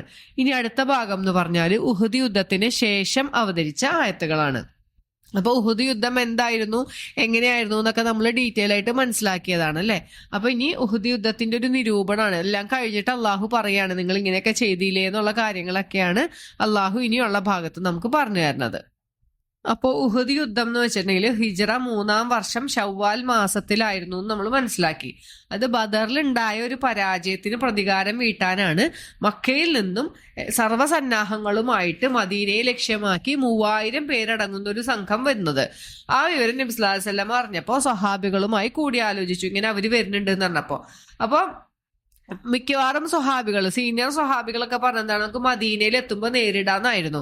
പക്ഷെ ബദറിൽ പങ്കെടുക്കാൻ പറ്റാതിരുന്ന ചെറുപ്പക്കാരായ ആളുകളുണ്ടായിരുന്നു. അപ്പൊ അവർക്ക് ആവേശം കൊണ്ട് അവര് പറഞ്ഞു, പ്രവാചകനെ നമുക്ക് അങ്ങോട്ട് ചെന്ന് മദീനയ്ക്ക് പുറത്തു പോയിട്ട് നമുക്ക് അവരോട് ഏറ്റുമുട്ടാം എന്ന് പറഞ്ഞു. അപ്പൊ കൂടുതൽ ആളുകൾ ഈ ഒരു അഭിപ്രായത്തിനോടായതുകൊണ്ട് നബി സല്ലല്ലാഹു അലൈഹി വസല്ലം അത് സമ്മതിച്ചു. യുദ്ധത്തിന് പുറപ്പെട്ട് കുറച്ചു ദൂരം ചെന്നപ്പോ ഒരു 300 പേരടങ്ങുന്ന സംഘം അബ്ദുല്ലാഹിബിൻ ഉബയ്യിബിൻ സുലൂൽ എന്ന് പറഞ്ഞ കപട വിശ്വാസികളുടെ നേതാവിന്റെ നേതൃത്വത്തിൽ അവര് തിരിച്ചു പോന്നു. അവർ യുദ്ധത്തിന് ഇല്ല എന്ന് പറഞ്ഞിട്ട് തിരിച്ചു പോന്നു. അതായത് അയാൾ പറഞ്ഞ അഭിപ്രായം സ്വീകരിച്ചില്ല എന്നൊക്കെ പറഞ്ഞ പല കാരണങ്ങൾ പറഞ്ഞിട്ടാണ് അവർ തിരിച്ചു പോകുന്നത്. അങ്ങനെ തിരിച്ചു പോന്നു കഴിഞ്ഞപ്പോൾ ഈ ബാക്കി 700 പേരാണല്ലോ. അപ്പൊ അതിലുള്ള ആളുകളിൽ കുറച്ചു പേർക്ക് ഭയങ്കര പേടിയായി. നമ്മൾ ആൾക്കാർ കുറച്ചുള്ളൂ, അപ്പൊ അവര് പറഞ്ഞു നമുക്കെന്നാ തിരിച്ച് മദീനയിൽ പോയിട്ട് കുറച്ചും കൂടി ആൾക്കാരെ കൊണ്ടുവന്നാലോ, അങ്ങനെയൊക്കെ അഭിപ്രായപ്പെട്ടു. അപ്പൊ അതില് മെയിൻ ആയിട്ട് ബനു സലമ, ബനു ഹാരിസ എന്നീ 2 ഗോത്രങ്ങളാണ് ഭീരുത്വം കാണിച്ചത്. അപ്പൊ അള്ളാഹു പറയാണ്, നിങ്ങൾ അങ്ങനെയൊക്കെ ചെയ്തില്ല, അത് നിങ്ങൾ ഓർക്കണില്ലേ എന്നാണ് അള്ളാഹു പറയണത്. അപ്പൊ നിങ്ങൾ എന്തായിരുന്നു ചെയ്യേണ്ടത്? സത്യവിശ്വാസികൾ ഭരമേൽപ്പിക്കേണ്ടത് അള്ളാഹുവിന്റെ മേലാണ്. കാരണം അള്ളാഹുവിന്റെ സഹായം ഉണ്ടാകും എന്നുള്ള ഒരു വിശ്വാസമാണ് അവർക്ക് ഉണ്ടാവേണ്ടതെന്നാണ് അള്ളാഹു പറയണത്. എന്നിട്ട് അള്ളാഹു അവിടെ ഓർമ്മിപ്പിക്കുന്നുണ്ട്, നിങ്ങൾക്ക് ബദറിൽ നിങ്ങൾ എത്രയോ കുറച്ച് ആളുകളാണ് ഉണ്ടായിരുന്നത്, 313 ആളുകളെ ഉണ്ടായിരുന്നുള്ളൂ അല്ലെ. ശത്രു സംഘം 3 ഇരട്ടിയായിരുന്നു, 1000 പേരുണ്ടായിരുന്നു. എന്നിട്ട് നിങ്ങളെ അള്ളാഹു മലക്കുകളെ ഇറക്കി സഹായിച്ചില്ലേ? അപ്പൊ അങ്ങനെ ഒരു വാഗ്ദാനൊക്കെ നബി സല്ലല്ലാഹു അലൈഹി വസല്ലം ഇവരോട് പറയുന്നുണ്ട്, അള്ളാഹുവിന്റെ സഹായം ഉണ്ടാവും എന്നൊക്കെ പറയുന്നുണ്ട്. അതൊക്കെ നിങ്ങൾ ഓർക്കണില്ലേ എന്നാണ് അള്ളാഹു ചോദിക്കണേ. അള്ളാഹു ഇവർക്കൊരു ആശ്വാസം എന്ന നിലയിലാണ് ഈ മലക്കുകളെ ഇറക്കി സഹായിക്കാം എന്നൊക്കെ പറഞ്ഞത്. അപ്പൊ സത്യവിശ്വാസികൾക്ക് മനസ്സിന് വളരെ ആശ്വാസം നൽകുന്ന വാക്കുകളാണ് അള്ളാഹുവിന്റെ ഭാഗത്തുനിന്ന് ഉണ്ടായത്. എന്നിട്ടും ഈ യുദ്ധത്തിന്റെ ആദ്യ ഭാഗത്ത് വിജയം മുസ്ലിങ്ങളുടെ പക്ഷത്തായിരുന്നെങ്കിലും പിന്നീട് ഇവർ പരാജയപ്പെടുകയാണ് ഉണ്ടായത്. എന്തുകൊണ്ടാണ്? നബി സല്ലല്ലാഹു അലൈഹി വസല്ലമ കുറച്ച് സ്വഹാബികളെ മലമുകളിൽ നിർത്തിയിട്ടുണ്ടായിരുന്നു അല്ലെ. ജബൽ റുമാത്ത് എന്ന് പറഞ്ഞ മലയുടെ മുകളിൽ അബ്ദുല്ലാഹിബിൻ ജുബൈർ റളിയല്ലാഹു അൻഹുവിന്റെ നേതൃത്വത്തിൽ കുറച്ച് അമ്പെയ്ത്തുകാരെ നിർത്തിയിട്ടുണ്ടായിരുന്നു. അവരോട് എന്ത് തന്നെ സംഭവിച്ചാലും അവിടെ നിന്ന് ഇറങ്ങരുത്, നബി സല്ലല്ലാഹു അലൈഹി വസല്ലമയുടെ അനുവാദം കിട്ടാണ്ട് ഇറങ്ങരുത് എന്ന് പറഞ്ഞിട്ടുണ്ടായിരുന്നു. പക്ഷെ ഇവര് ആ യുദ്ധത്തിന്റെ ആദ്യ ഭാഗം വിജയം കണ്ടപ്പോ ആളുകൾ ഗനീമത്ത് സ്വത്ത് കണ്ടപ്പോ ഇവര് വിചാരിച്ചു യുദ്ധം തീർന്നു ഓർത്ത് നബി സല്ലല്ലാഹു അലൈഹി വസല്ലം പറഞ്ഞ കാര്യമൊക്കെ മറന്നിട്ട് ഇറങ്ങി. അപ്പൊ ഈ അബ്ദുല്ലാഹിബിൻ ജുബൈർ റളിയല്ലാഹു അൻഹു ഇവരോട് പറയുന്നുണ്ട്, നിങ്ങൾ ഇറങ്ങല്ലേ എന്ന് പറഞ്ഞിട്ട് അതൊന്നും കേട്ടില്ല. കാരണം അവർക്ക് ഈ സ്വത്തിനോടുള്ള ആഗ്രഹം, കാരണം വന്ന് ഇത് എടുത്തില്ലെങ്കിൽ നമുക്കൊന്നും കിട്ടൂലേന്ന് തോന്നിയിട്ട് അവർ ഇറങ്ങി പോന്നു. അങ്ങനെ ഖാലിദ് ബിൻ വലീദ് റളിയല്ലാഹു അൻഹുവിന്റെ നേതൃത്വത്തിൽ, അന്ന് റളിയല്ലാഹു അൻഹു അല്ല, അന്ന് ശത്രുപക്ഷത്താണെങ്കിലും പിന്നീട് അദ്ദേഹം ഇസ്ലാം സ്വീകരിക്കുന്നുണ്ട്. അങ്ങനെ ഖാലിദ് ബിൻ വലീദിന്റെ നേതൃത്വത്തിൽ ഒരു കുതിര സംഘം വന്നിട്ട് ഇവരെ ആക്രമിക്കുകയാണ് ഉണ്ടായത്. അപ്പോൾ പെട്ടെന്നുള്ള ആക്രമണത്തില് സത്യവിശ്വാസികളൊക്കെ ആകെ അങ്ങോട്ടും ഇങ്ങോട്ടും അമ്പരന്ന് ഓടിപ്പോയി. നബി സല്ലല്ലാഹു അലൈഹി വസല്ലമയ്ക്ക് ഒരുപാട് പരിക്കുകൾ ഏറ്റ ഒരു യുദ്ധമായിരുന്നു അത്. നബി സല്ലല്ലാഹു അലൈഹി വസല്ലമയുടെ പല്ല് പൊട്ടി, കവിളില് മറ്റേ പടയങ്കി തുളച്ച് കയറി, അങ്ങനെ കുറെ അബദ്ധങ്ങളൊക്കെ ഉണ്ടായി. അപ്പൊ ആ സമയത്ത് നബി സല്ലല്ലാഹു അലൈഹി വസല്ലമ ഒരു പ്രാർത്ഥനയ്ക്ക് വേണ്ടിയിട്ട് അള്ളാഹുവിനോട് അനുവാദം ചോദിക്കുന്നുണ്ട്. ഈ ശത്രു സംഘത്തിലുള്ള കുറച്ച് ആളുകളുടെ പേരെടുത്തുകൊണ്ട് പ്രാർത്ഥിക്കാൻ. ഈ Abu Sufyan, Khalid bin Walid, അങ്ങനെ കുറച്ച് പേരുടെ പേരുകളൊക്കെ പറയുന്നുണ്ട്.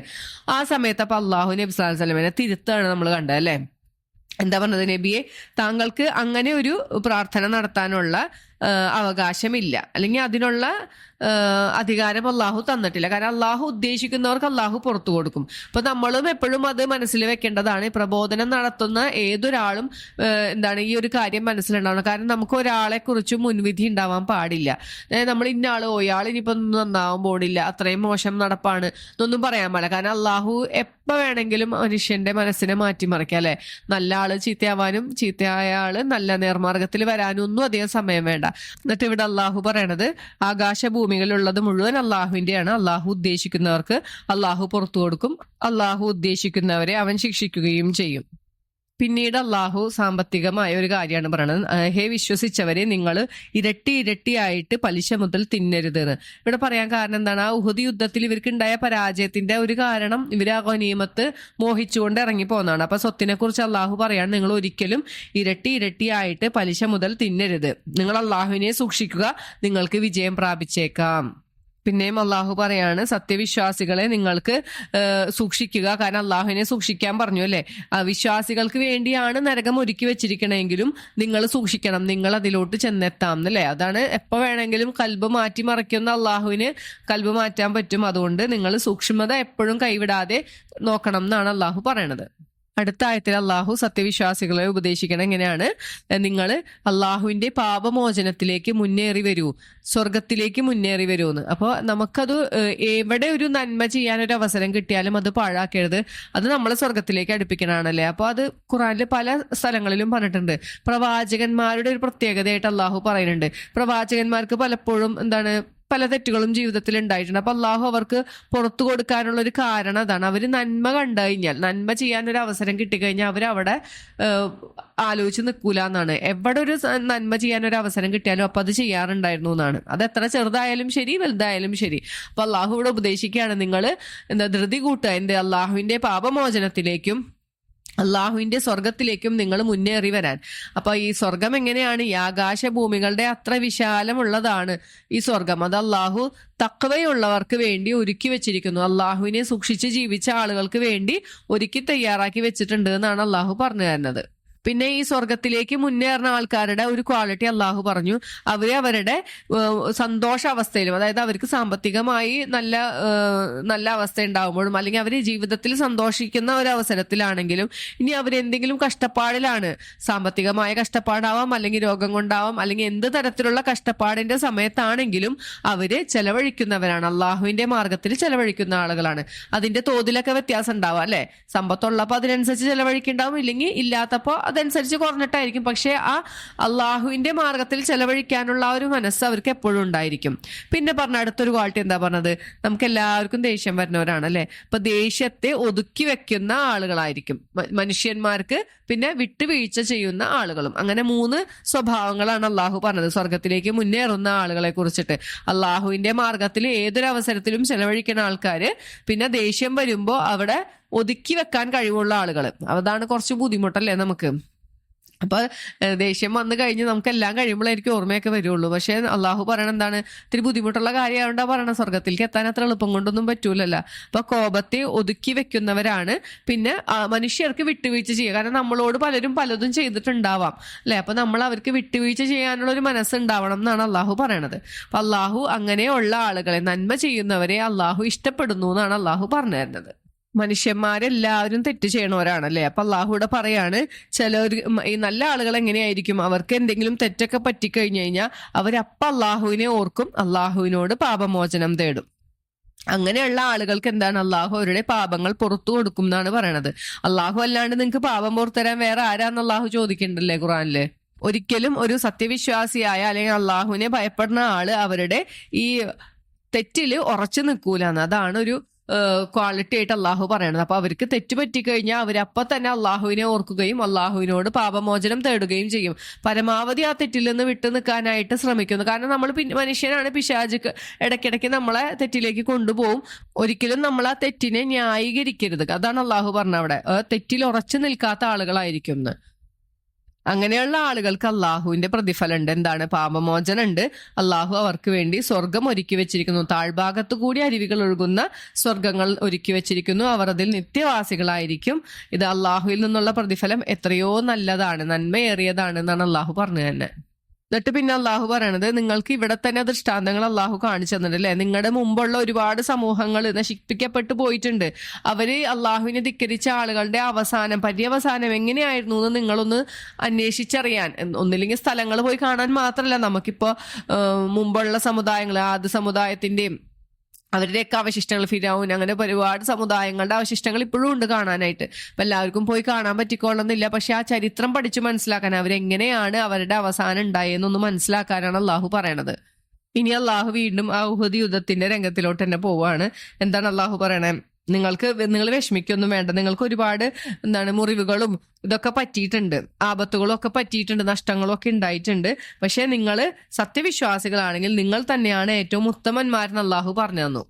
നിങ്ങൾക്ക് ഇപ്പൊ മുറിവ് പറ്റിയിട്ടുണ്ടെങ്കിൽ ഇതിന് മുമ്പ് ബദറിൽ നിങ്ങൾ അവർക്കും മുറിവൊക്കെ പറ്റിയിട്ടുണ്ടായില്ലേ നിങ്ങളിൽ നിന്നും.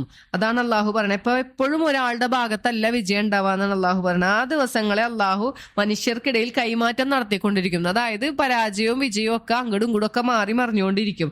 അള്ളാഹു ഇവിടെ നിങ്ങൾക്ക് ഇങ്ങനെ ഒരു പരീക്ഷണം വെച്ചത് എന്തിനാന്ന് പറഞ്ഞു? നിങ്ങളിൽ നിന്നുള്ള സത്യവാന്മാരെ ആരൊക്കെയാണ് ആത്മാർത്ഥമായിട്ടുള്ളതെന്ന് അറിയാൻ വേണ്ടിയിട്ടും പിന്നെ നിങ്ങളിൽ നിന്നും രക്തസാക്ഷികളെ ഉണ്ടാക്കാൻ വേണ്ടിയിട്ടാണ് അള്ളാഹു ഇങ്ങനെ നിങ്ങൾക്കൊരു പരീക്ഷണം വെച്ചിരിക്കണേ എന്നാണ് അള്ളാഹു പറഞ്ഞത്. അള്ളാഹു ഒരിക്കലും അക്രമികളെ ഇഷ്ടപ്പെടണമൊന്നുമില്ല. അവര് ഇപ്പൊ തൽക്കാലത്തേക്കൊന്ന് ജയിച്ചു എന്ന് വെച്ചിട്ട് നിങ്ങൾ അവിടെ മോശക്കാരൊന്നും ആവണില്ല എന്നാണ് അള്ളാഹു പറയുന്നത്. എപ്പോഴും പര്യവസാനം സത്യവിശ്വാസികൾക്ക് തന്നെ ആയിരിക്കും വിജയം. അപ്പൊ നിങ്ങളിലുള്ള അവിശ്വാസികളെ ഒന്ന് ശുദ്ധീകരിച്ചെടുക്കാൻ വേണ്ടിയിട്ടാണ് നിങ്ങൾക്ക് ഇങ്ങനത്തെ പരീക്ഷണങ്ങളൊക്കെ ഉണ്ടായെന്ന് അള്ളാഹു ഇവിടെ പറഞ്ഞു തരാണ്.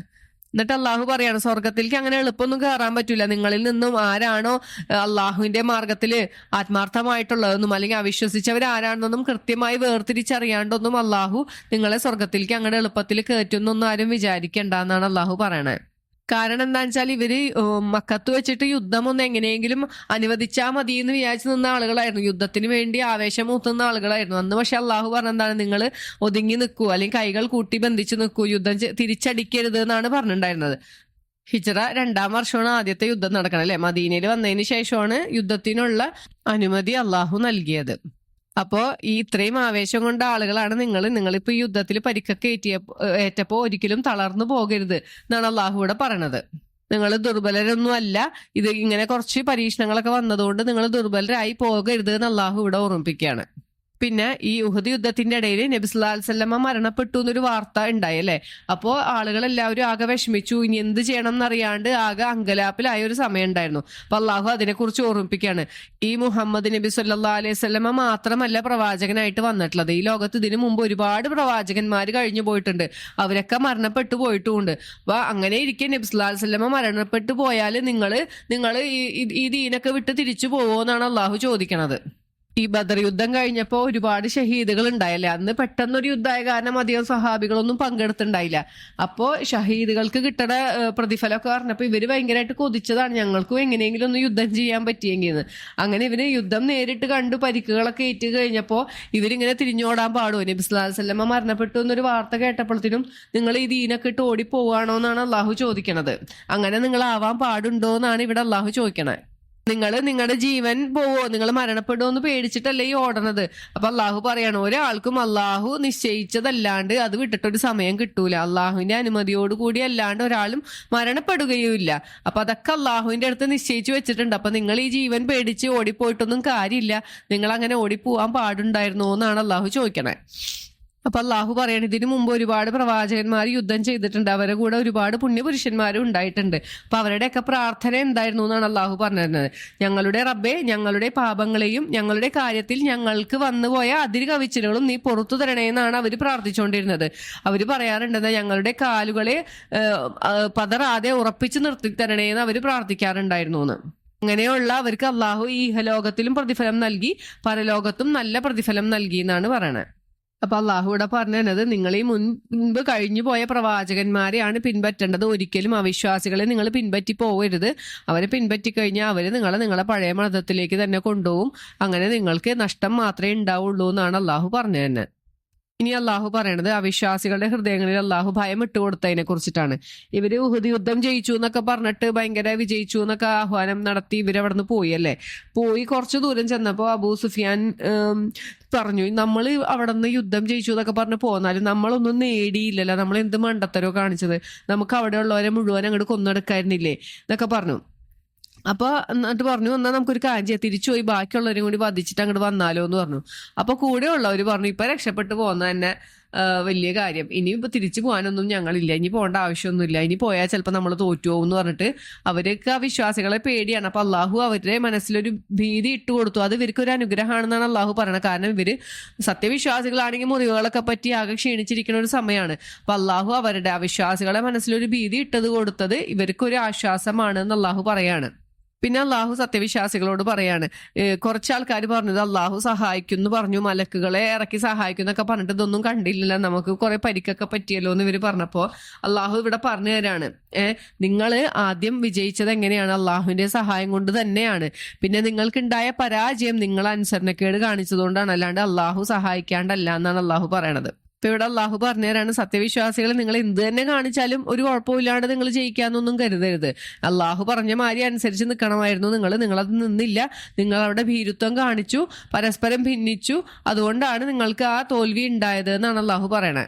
എന്നിട്ട് ഇവിടെ അള്ളാഹു പിന്നെയും ചോദിക്കട്ടെ, നിങ്ങൾ ആരെയും നോക്കാണ്ട് ഓടിപ്പോയി, മലമുകളിൽ ഓടിപ്പോയതൊക്കെ നിങ്ങൾ ഓർക്കണില്ലേ? നബി സ്വല്ലല്ലാഹു അലൈഹി വസല്ലം നിങ്ങളെ പുറകിൽ നിന്ന് വിളിക്കുന്നുണ്ടായിരുന്നു, ഇങ്ങോട്ട് വരൂ എന്നൊക്കെ പറഞ്ഞ് വിളിക്കുന്നുണ്ടായിരുന്നു. പക്ഷെ ആരും അതൊന്നും നോക്കാണ്ട് പേടിച്ച് ഓടിപ്പോയ സന്ദർഭം ഓർക്കണില്ലേ എന്നാണ് അള്ളാഹു ഇവിടെ ചോദിക്കണേ. അപ്പൊ അള്ളാഹു പിന്നെ ഓർമ്മിപ്പിക്കുകയാണ്, നിങ്ങൾക്ക് സ്വബറും തഖ്വയും ഉണ്ടെങ്കിൽ അള്ളാഹു സഹായിക്കും എന്ന് പറഞ്ഞിട്ടുണ്ടായിരുന്നു. പക്ഷെ നിങ്ങൾ ഇത് രണ്ടും കൈവിട്ട് കളഞ്ഞു. ഇവർക്ക് ക്ഷമയുണ്ടായിരുന്നില്ല, തഖ്വയുണ്ടായിരുന്നില്ല. ആ സമയത്ത് ഒന്നും ആലോചിക്കാണ്ട് ഇവർ ഓടിപ്പോവുക ചെയ്തത്. പിന്നെ അള്ളാഹു പറഞ്ഞു, ഇത്രയും ബുദ്ധിമുട്ടുകളൊക്കെ ഉണ്ടായിട്ടും അള്ളാഹു നിങ്ങൾക്ക്, ചില ആളുകൾക്ക് അള്ളാഹു നല്ലൊരു ഉറക്കം തന്നു, ഒരു ആശ്വാസമായിട്ട്. ഇത്രയും ദുഃഖമൊക്കെ ഉണ്ടായതിനു ശേഷം ഒരു വിഭാഗം ആളുകൾക്കാണ് ആ ഉറക്കം കിട്ടിയത്. മറ്റൊരു വിഭാഗം ആളുകൾ അസ്വസ്ഥരായിരുന്നു, അവർക്ക് ഉണ്ടായ നഷ്ടം, അവർക്ക് ഇത്രയും പരിക്കുകളേറ്റു, സ്വത്ത് നഷ്ടപ്പെട്ടു, അല്ലെങ്കിൽ അവരുടെ കുടുംബാംഗങ്ങൾ നഷ്ടപ്പെട്ടിട്ടുണ്ടാവും. അതൊക്കെ ആലോചിച്ചിട്ടുള്ള കുറച്ച് അസ്വസ്ഥതയും അള്ളാഹു അവർക്ക് നൽകി. അപ്പൊ അള്ളാഹുവിന്റെ മാർഗത്തിൽ അടിയുറച്ച് വിശ്വസിച്ച ആളുകൾക്ക് അള്ളാഹു ആശ്വാസമായി ഒരു ഉറക്കം നൽകിയത് അള്ളാഹുവിടെ ഓർമ്മിപ്പിക്കുകയാണ്. അബൂ ത്വൽഹ റളിയല്ലാഹു അൻഹു, സുബൈർ റളിയല്ലാഹു അൻഹു ഒക്കെ പറഞ്ഞിട്ടുണ്ട്, ഞങ്ങൾക്ക് ഉറക്കം വന്നിട്ട് കയ്യിൽ നിന്ന് വാളുകളൊക്കെ തനിയെ വീഴാറുണ്ടായിരുന്നു എന്ന്. അപ്പൊ അങ്ങനെ അള്ളാഹു അനുഗ്രഹിച്ച കുറച്ച് ആളുകളും അവരിലുണ്ട്. എന്നിട്ട് ചില ആളുകൾ അപ്പൊ പറഞ്ഞു, എന്താണ്, ഞങ്ങൾ മര്യാദക്ക് പറഞ്ഞതല്ലേ, ഇങ്ങോട്ട് വരണ്ട, മദീനയിൽ തന്നെ നിന്നാ മതിയെന്ന്. ഞങ്ങൾ പറഞ്ഞതൊന്നും ആരും കേട്ടില്ലല്ലോ, അന്ന് ഞങ്ങൾ പറഞ്ഞത് കേട്ടിരുന്നെങ്കിൽ ഇങ്ങനെയൊന്നും സംഭവിക്കില്ലായിരുന്നു, ഇങ്ങനെ ആളുകളൊന്നും കൊല്ലപ്പെടുകയില്ലായിരുന്നു എന്ന് ഇവർ പറഞ്ഞു. അപ്പൊ അള്ളാഹു പറയാണ്, നിങ്ങൾ നിങ്ങളുടെ വീട്ടിന്റെ അകത്തിരുന്നാൽ പോലും അള്ളാഹു ഉദ്ദേശിച്ചാല് നിങ്ങൾ മരണപ്പെടുക തന്നെ ചെയ്യും. ഇവിടെ ഇപ്പൊ നിങ്ങൾക്ക് സംഭവിച്ചത് എന്താണ്? അള്ളാഹു നിങ്ങളെ പരീക്ഷിക്കുകയാണ്, നിങ്ങളെ ശുദ്ധീകരിച്ചെടുക്കുകയാണ് അള്ളാഹു ചെയ്തതെന്ന്. ഇനി നിങ്ങൾ അള്ളാഹുവിന്റെ മാർഗത്തിൽ കൊല്ലപ്പെട്ടാലും അല്ലെങ്കിൽ മരണപ്പെട്ടാലും, അത് അങ്ങനെ പറയാൻ കാരണം ആ യുദ്ധഭൂമിയിൽ വെച്ച് തന്നെ കൊല്ലപ്പെടുകയോ അല്ലെങ്കിൽ പരിക്കുകളേറ്റ് പിന്നീട് മരണപ്പെട്ടാലോ, അങ്ങനെയാണെങ്കിലും അള്ളാഹുവിൽ നിന്നുള്ള പാപമോചനവും കാരുണ്യവും നിങ്ങൾക്ക് ഉണ്ടാവും. നിങ്ങൾ വേറെ എന്തൊക്കെ ശേഖരിച്ചു കൂട്ടിയാലും അതിനേലും ഒക്കെ ഉത്തമം ഇതാണെന്ന് അള്ളാഹു പറഞ്ഞുതരാണ്. അള്ളാഹു ഇങ്ങനെ പറയാൻ കാരണം എന്താണ്? ഈ മരണപ്പെട്ടു പോയ ഷഹീദായ ആളുകളുടെ വീട്ടിൽ പോയിരുന്നിട്ട് കപടവിശ്വാസികൾ പോയിരുന്നു പറഞ്ഞു, ഞങ്ങൾ അപ്പോഴും പറഞ്ഞല്ലേ യുദ്ധത്തിനൊന്നും പോണ്ട, ഈ മുഹമ്മദിനെ അനുസരിക്കൊന്നും വേണ്ട അല്ലെ സല്ലല്ലാഹു അലൈഹി വസല്ലം. അങ്ങനെയൊക്കെ പറഞ്ഞ സമയത്താണ് അള്ളാഹു പറയണത്, നിങ്ങൾ മരണപ്പെട്ടാലോ അല്ലെങ്കിൽ കൊല്ലപ്പെട്ടിട്ടുണ്ടെങ്കിലോ നിങ്ങൾ എന്തൊക്കെ തന്നെ ഇവിടെ ശേഖരിച്ചു കൂട്ടണേലും ഉത്തമം നിങ്ങൾക്ക് അതാണ് എന്ന് അള്ളാഹു പറഞ്ഞുതരാണ്. അടുത്തത് അള്ളാഹു നബി സല്ലല്ലാഹു അലൈഹി വസല്ലമയുടെ സ്വഭാവത്തെ കുറിച്ച് പറഞ്ഞുതരാണ്. കാരണം ഇവര് തിരിഞ്ഞോട് ചെയ്തു, നബിയുടെ വാക്കുകളൊന്നും അനുസരിച്ചില്ല. എന്നിട്ടും നബി സല്ലല്ലാഹു അലൈഹി വസല്ലമ ഇവരോട് വളരെ സൗമ്യമായാണ് പെരുമാറിയത്. ഇനി അല്ല ഒരു കഠിന ഹൃദയനായിരുന്നു അല്ലെങ്കിൽ കഠിന സ്വഭാവമുള്ള ആളായിരുന്നെങ്കിൽ ഇത്രയും അനുയായികൾ നബി സല്ലല്ലാഹു അലൈഹി വസല്ലമയ്ക്ക് ഉണ്ടാവുമായിരുന്നില്ല. അപ്പൊ അത് അള്ളാഹുവിന്റെ കാരുണ്യമായിട്ടാണ് അള്ളാഹു പറയണത്. പിന്നെ പറയണത് എന്താ വെച്ചാൽ, ഈ ഗനീമത്ത് സ്വത്ത് കൃത്യമായി നബി സല്ലല്ലാഹു അലൈഹി വസല്ലമ ഭാഗിക്കുകയില്ലേ എന്ന് വിചാരിച്ചിട്ടാണ് ഇവര് മലമുകളിൽ നിന്ന് ഇറങ്ങി പോകുന്നത് അല്ലെ. അപ്പൊ ഇവിടെ അള്ളാഹു പറഞ്ഞു തരാണ്, ഒരു പ്രവാചകനും തന്നെ വഞ്ചിച്ചെടുക്കാൻ പാടുള്ളതല്ല. അതായത് മറ്റുള്ള ഈ സ്വത്ത് ഒരിക്കലും ആരുടെയൊന്നും നബി സല്ലല്ലാഹു അലൈഹി വസല്ലമ വഞ്ചിച്ചെടുക്കൂല, ആരോടും അനീതി കാണിക്കൂല, അതൊരു പ്രവാചകന് യോജിച്ചതുമല്ല എന്നാണ് പറയണത്. ഇനി ആരെങ്കിലും വഞ്ചിച്ചെടുത്തു കഴിഞ്ഞാൽ അത് അള്ളാഹു ഖിയാമത്ത് നാളിൽ അവനും അത് ആ സ്വത്തുമായിട്ട് വരുമെന്ന് അതെല്ലാവരെയും അള്ളാഹു ഒന്ന് ഓർമ്മിപ്പിക്കുകയാണ്.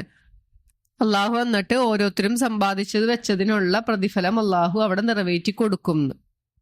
മറ്റുള്ളവരുടെ സ്വത്ത് അന്യായമായി തട്ടിയെടുക്കണവർക്കുള്ള ശിക്ഷയും അതിനുള്ള പ്രതിഫലം എന്തൊക്കെയാന്നുള്ള ഹദീസുകളൊക്കെ നമ്മൾ ഡീറ്റെയിൽ ആയിട്ട് ഈ പേജ് പഠിച്ചപ്പോൾ മനസ്സിലാക്കിയിട്ടുണ്ടായിരുന്നു അല്ലെ. പിന്നെ അള്ളാഹു ഷഹീദുകളെ കുറിച്ച് പറയണം, അവർക്ക് അള്ളാഹു കൊടുത്ത പദവീനെ കുറിച്ച് നമ്മൾ ഓർമ്മിപ്പിച്ചു അല്ലെ. നിങ്ങൾ ഒരിക്കലും അള്ളാഹുവിന്റെ മാർഗത്തിൽ കൊല്ലപ്പെട്ടവരെ മരണപ്പെട്ടു പോയവരെന്ന് പറയരുത്, അവര് അള്ളാഹുവിന്റെ അടുത്ത് ജീവിച്ചിരിക്കുന്നവരാണെന്നാണ് പറഞ്ഞത്. അവർക്ക് അവിടെ ഉന്നത പദവിയുണ്ട്, അവര് ഏറ്റവും സന്തുഷ്ടവാന്മാരാണെന്ന് അള്ളാഹു നമുക്ക് പറഞ്ഞു തന്നു. ഇത് പറയാൻ കാരണം ഇവര് ഈ മരണപ്പെട്ടു പോയവരെ കുറിച്ച് അവരുടെ വീട്ടിൽ പോയിരുന്നു ഇങ്ങനെ പറയാണല്ലോ, ഞങ്ങൾ പറഞ്ഞത് കേട്ടിരുന്നെങ്കിൽ ഇപ്പൊ ഇവര് മരണപ്പെടുമായിരുന്നോ, അവർക്ക് ആകെ കഷ്ടമായില്ലേ, അവര് പാവങ്ങളായിരുന്നില്ലേ എന്നൊക്കെ പറഞ്ഞപ്പോ അള്ളാഹു അവരുടെ അവസ്ഥ പറഞ്ഞു തരാണ്. അവര് വളരെ സന്തോഷവാന്മാരാണ്, അവര് അള്ളാഹുവിന്റെ അടുത്ത് ഏറ്റവും ഉന്നതമായ പദവിയിലാണെന്ന് നമുക്ക് പറഞ്ഞു തരാണ്. പിന്നെ അള്ളാഹു പറഞ്ഞു തന്നത് വേറെ ഒരു കൂട്ടരെ കുറിച്ചിട്ടാണ് അല്ലെ. യുദ്ധത്തിൽ ഒരുപാട് പരിക്കുകളൊക്കെ പറ്റി, അത് കഴിഞ്ഞിട്ട് നബി സല്ലല്ലാഹു അലൈഹി വസല്ലമ വീണ്ടും ഇവരെ യുദ്ധത്തിന് വിളിക്കുകയാണ്. കാരണം ഈ ശത്രു സംഘം തിരിച്ചു വരുമെന്ന് നബി സല്ലല്ലാഹു അലൈഹി വസല്ലമയ്ക്ക് ഒരു ഭയം ഉണ്ടായിരുന്നു. അപ്പൊ വീണ്ടും അവരെ അങ്ങോട്ട് ചെന്ന് ആക്രമിക്കാന്ന് പറഞ്ഞ് വിളിച്ചപ്പോ മുറിവും ഒരുപാട് പരിക്കുകളൊക്കെ ഏറ്റി ശരീരം കൊണ്ട് തീരെ വയ്യ. എന്നാലും അവരതൊന്നും വകവെക്കാണ്ട് നബി സല്ലല്ലാഹു അലൈഹി വസല്ലമയ്ക്ക് ഉത്തരം നൽകിയ കുറച്ച് ആളുകളുണ്ട്. അവരെ അള്ളാഹു പറയാണ് അവർക്ക് ഏറ്റവും നല്ല പ്രതിഫലം ഉണ്ട് എന്ന് പറഞ്ഞിട്ട് അള്ളാഹു അവരെ പ്രശംസിക്കുകയാണ്. അവരുടെ മറുപടി എന്തായിരുന്നു? ഇങ്ങനെ ശത്രുക്കൾ തിരിച്ചു വരുന്നുണ്ട്, നിങ്ങൾ ആക്രമിക്കാന്ന് കേട്ടപ്പോൾ അവരെന്താണ് പറഞ്ഞത്?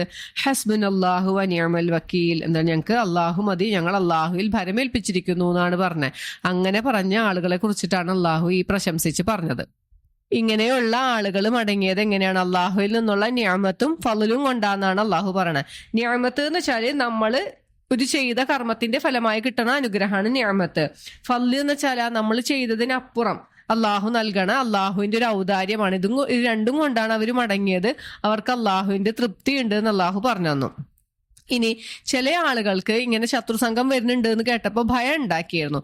അപ്പൊ അവരോട് അള്ളാഹു പറയണം, നിങ്ങളുടെ മനസ്സിൽ ആ ഭയം ഇട്ട് തന്നത് പിശാചാണ്, നിങ്ങൾ അവരെ ഒന്നും പേടിക്കേണ്ട, എന്നെ മാത്രം ഭയപ്പെട്ടാൽ മതി എന്നാണ് അള്ളാഹു പറഞ്ഞു തന്നെ. പിന്നെ നബി സല്ലല്ലാഹു അലൈഹി വസല്ലമയെ ആശ്വസിപ്പിക്കാൻ, നബി സല്ലല്ലാഹു അലൈഹി വസല്ലമയ്ക്ക് ആളുകൾ ഇങ്ങനെ അവിശ്വാസത്തിലേക്ക് മുന്നേറി പോണ കാണുമ്പോൾ ഭയങ്കര സങ്കടമാണ്. അപ്പൊ അതൊന്നും വിഷമിക്കണ്ട അള്ളാഹു പറഞ്ഞു കൊടുക്കാണ്. അവർക്ക് അള്ളാഹുവിനെതിരെ യാതൊന്നും തന്നെ ചെയ്യാൻ കഴിയൂല, അവർക്ക് വേദനയേറിയ ശിക്ഷയുണ്ട് എന്ന് അള്ളാഹു പറഞ്ഞു തന്നു.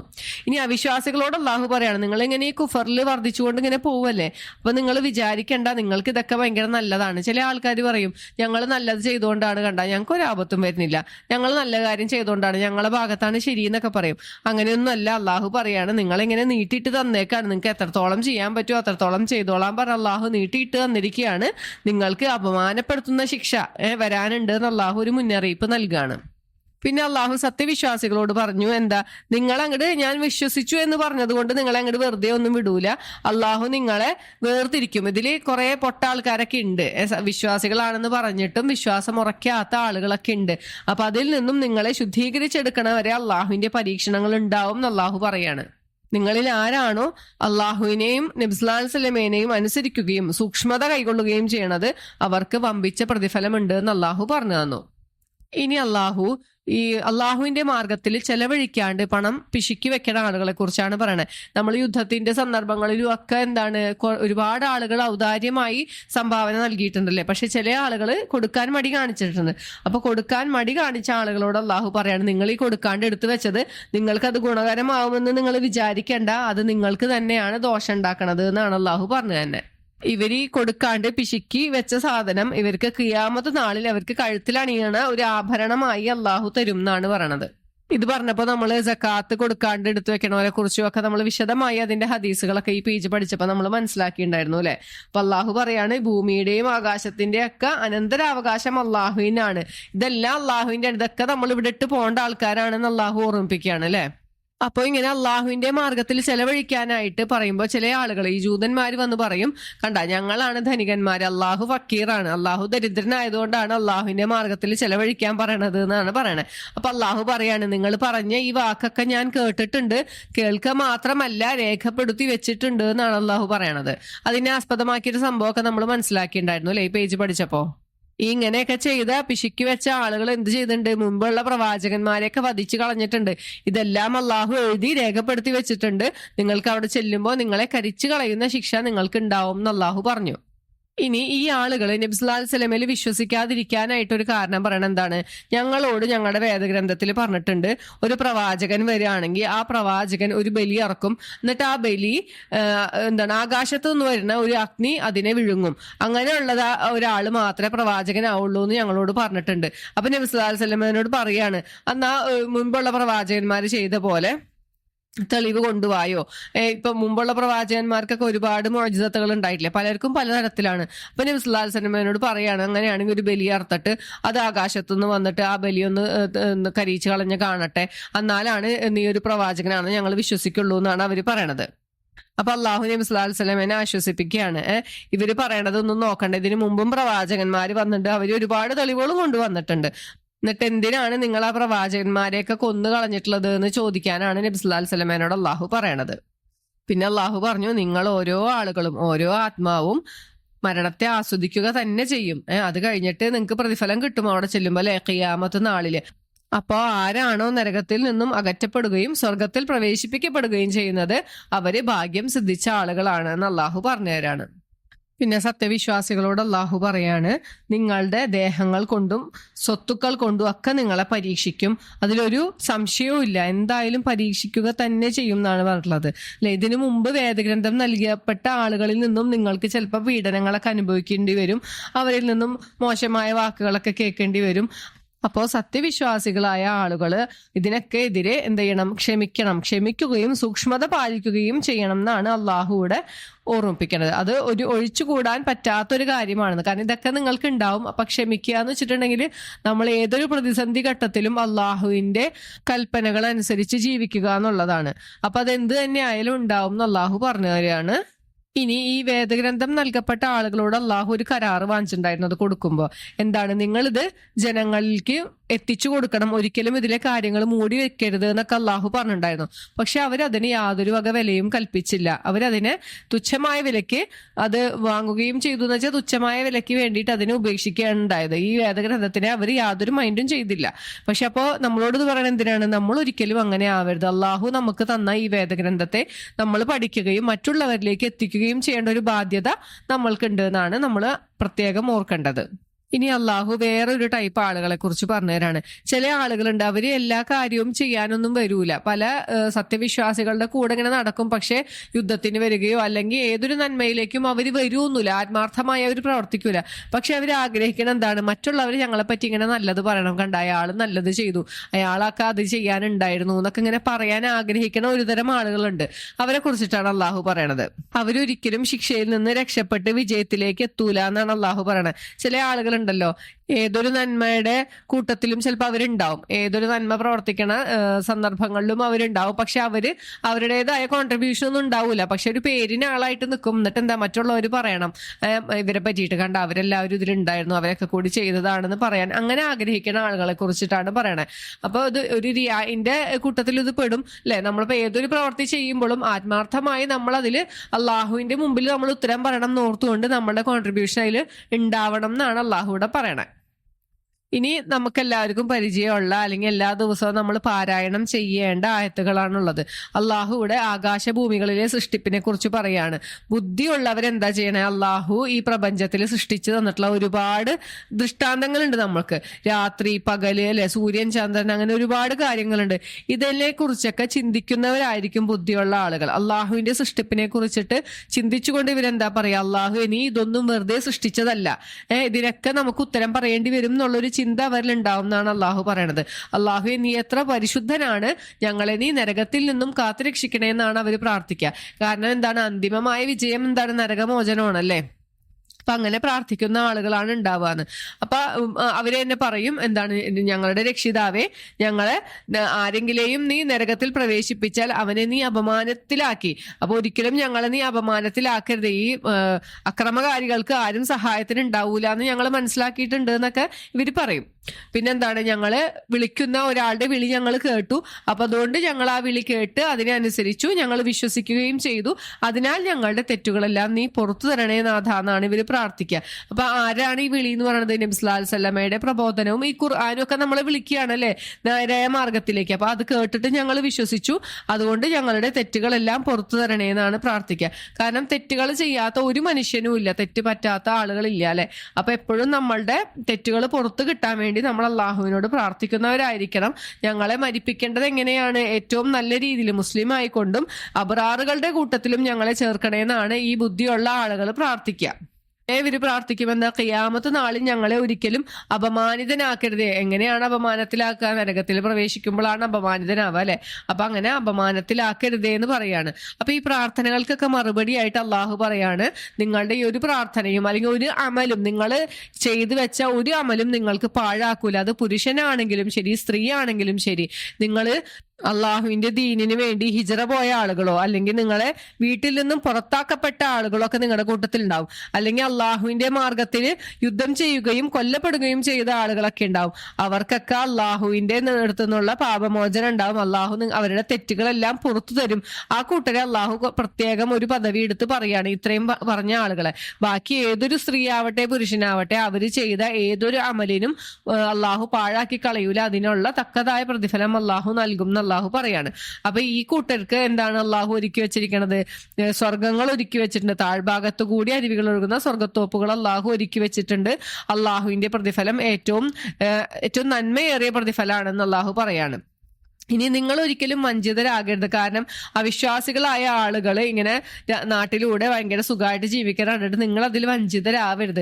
അവർക്ക് അള്ളാഹു തൽക്കാലത്തേക്ക് ഒരു സുഖം കൊടുത്തിരിക്കുകയാണ്. അത് കഴിഞ്ഞാൽ അവരൊരു പിടുത്തം പിടിക്കും എന്ന് അള്ളാഹു പറയാണ്. ജഹന്നമിലേക്ക് അള്ളാഹു അവരെ കൊണ്ടുപോകും.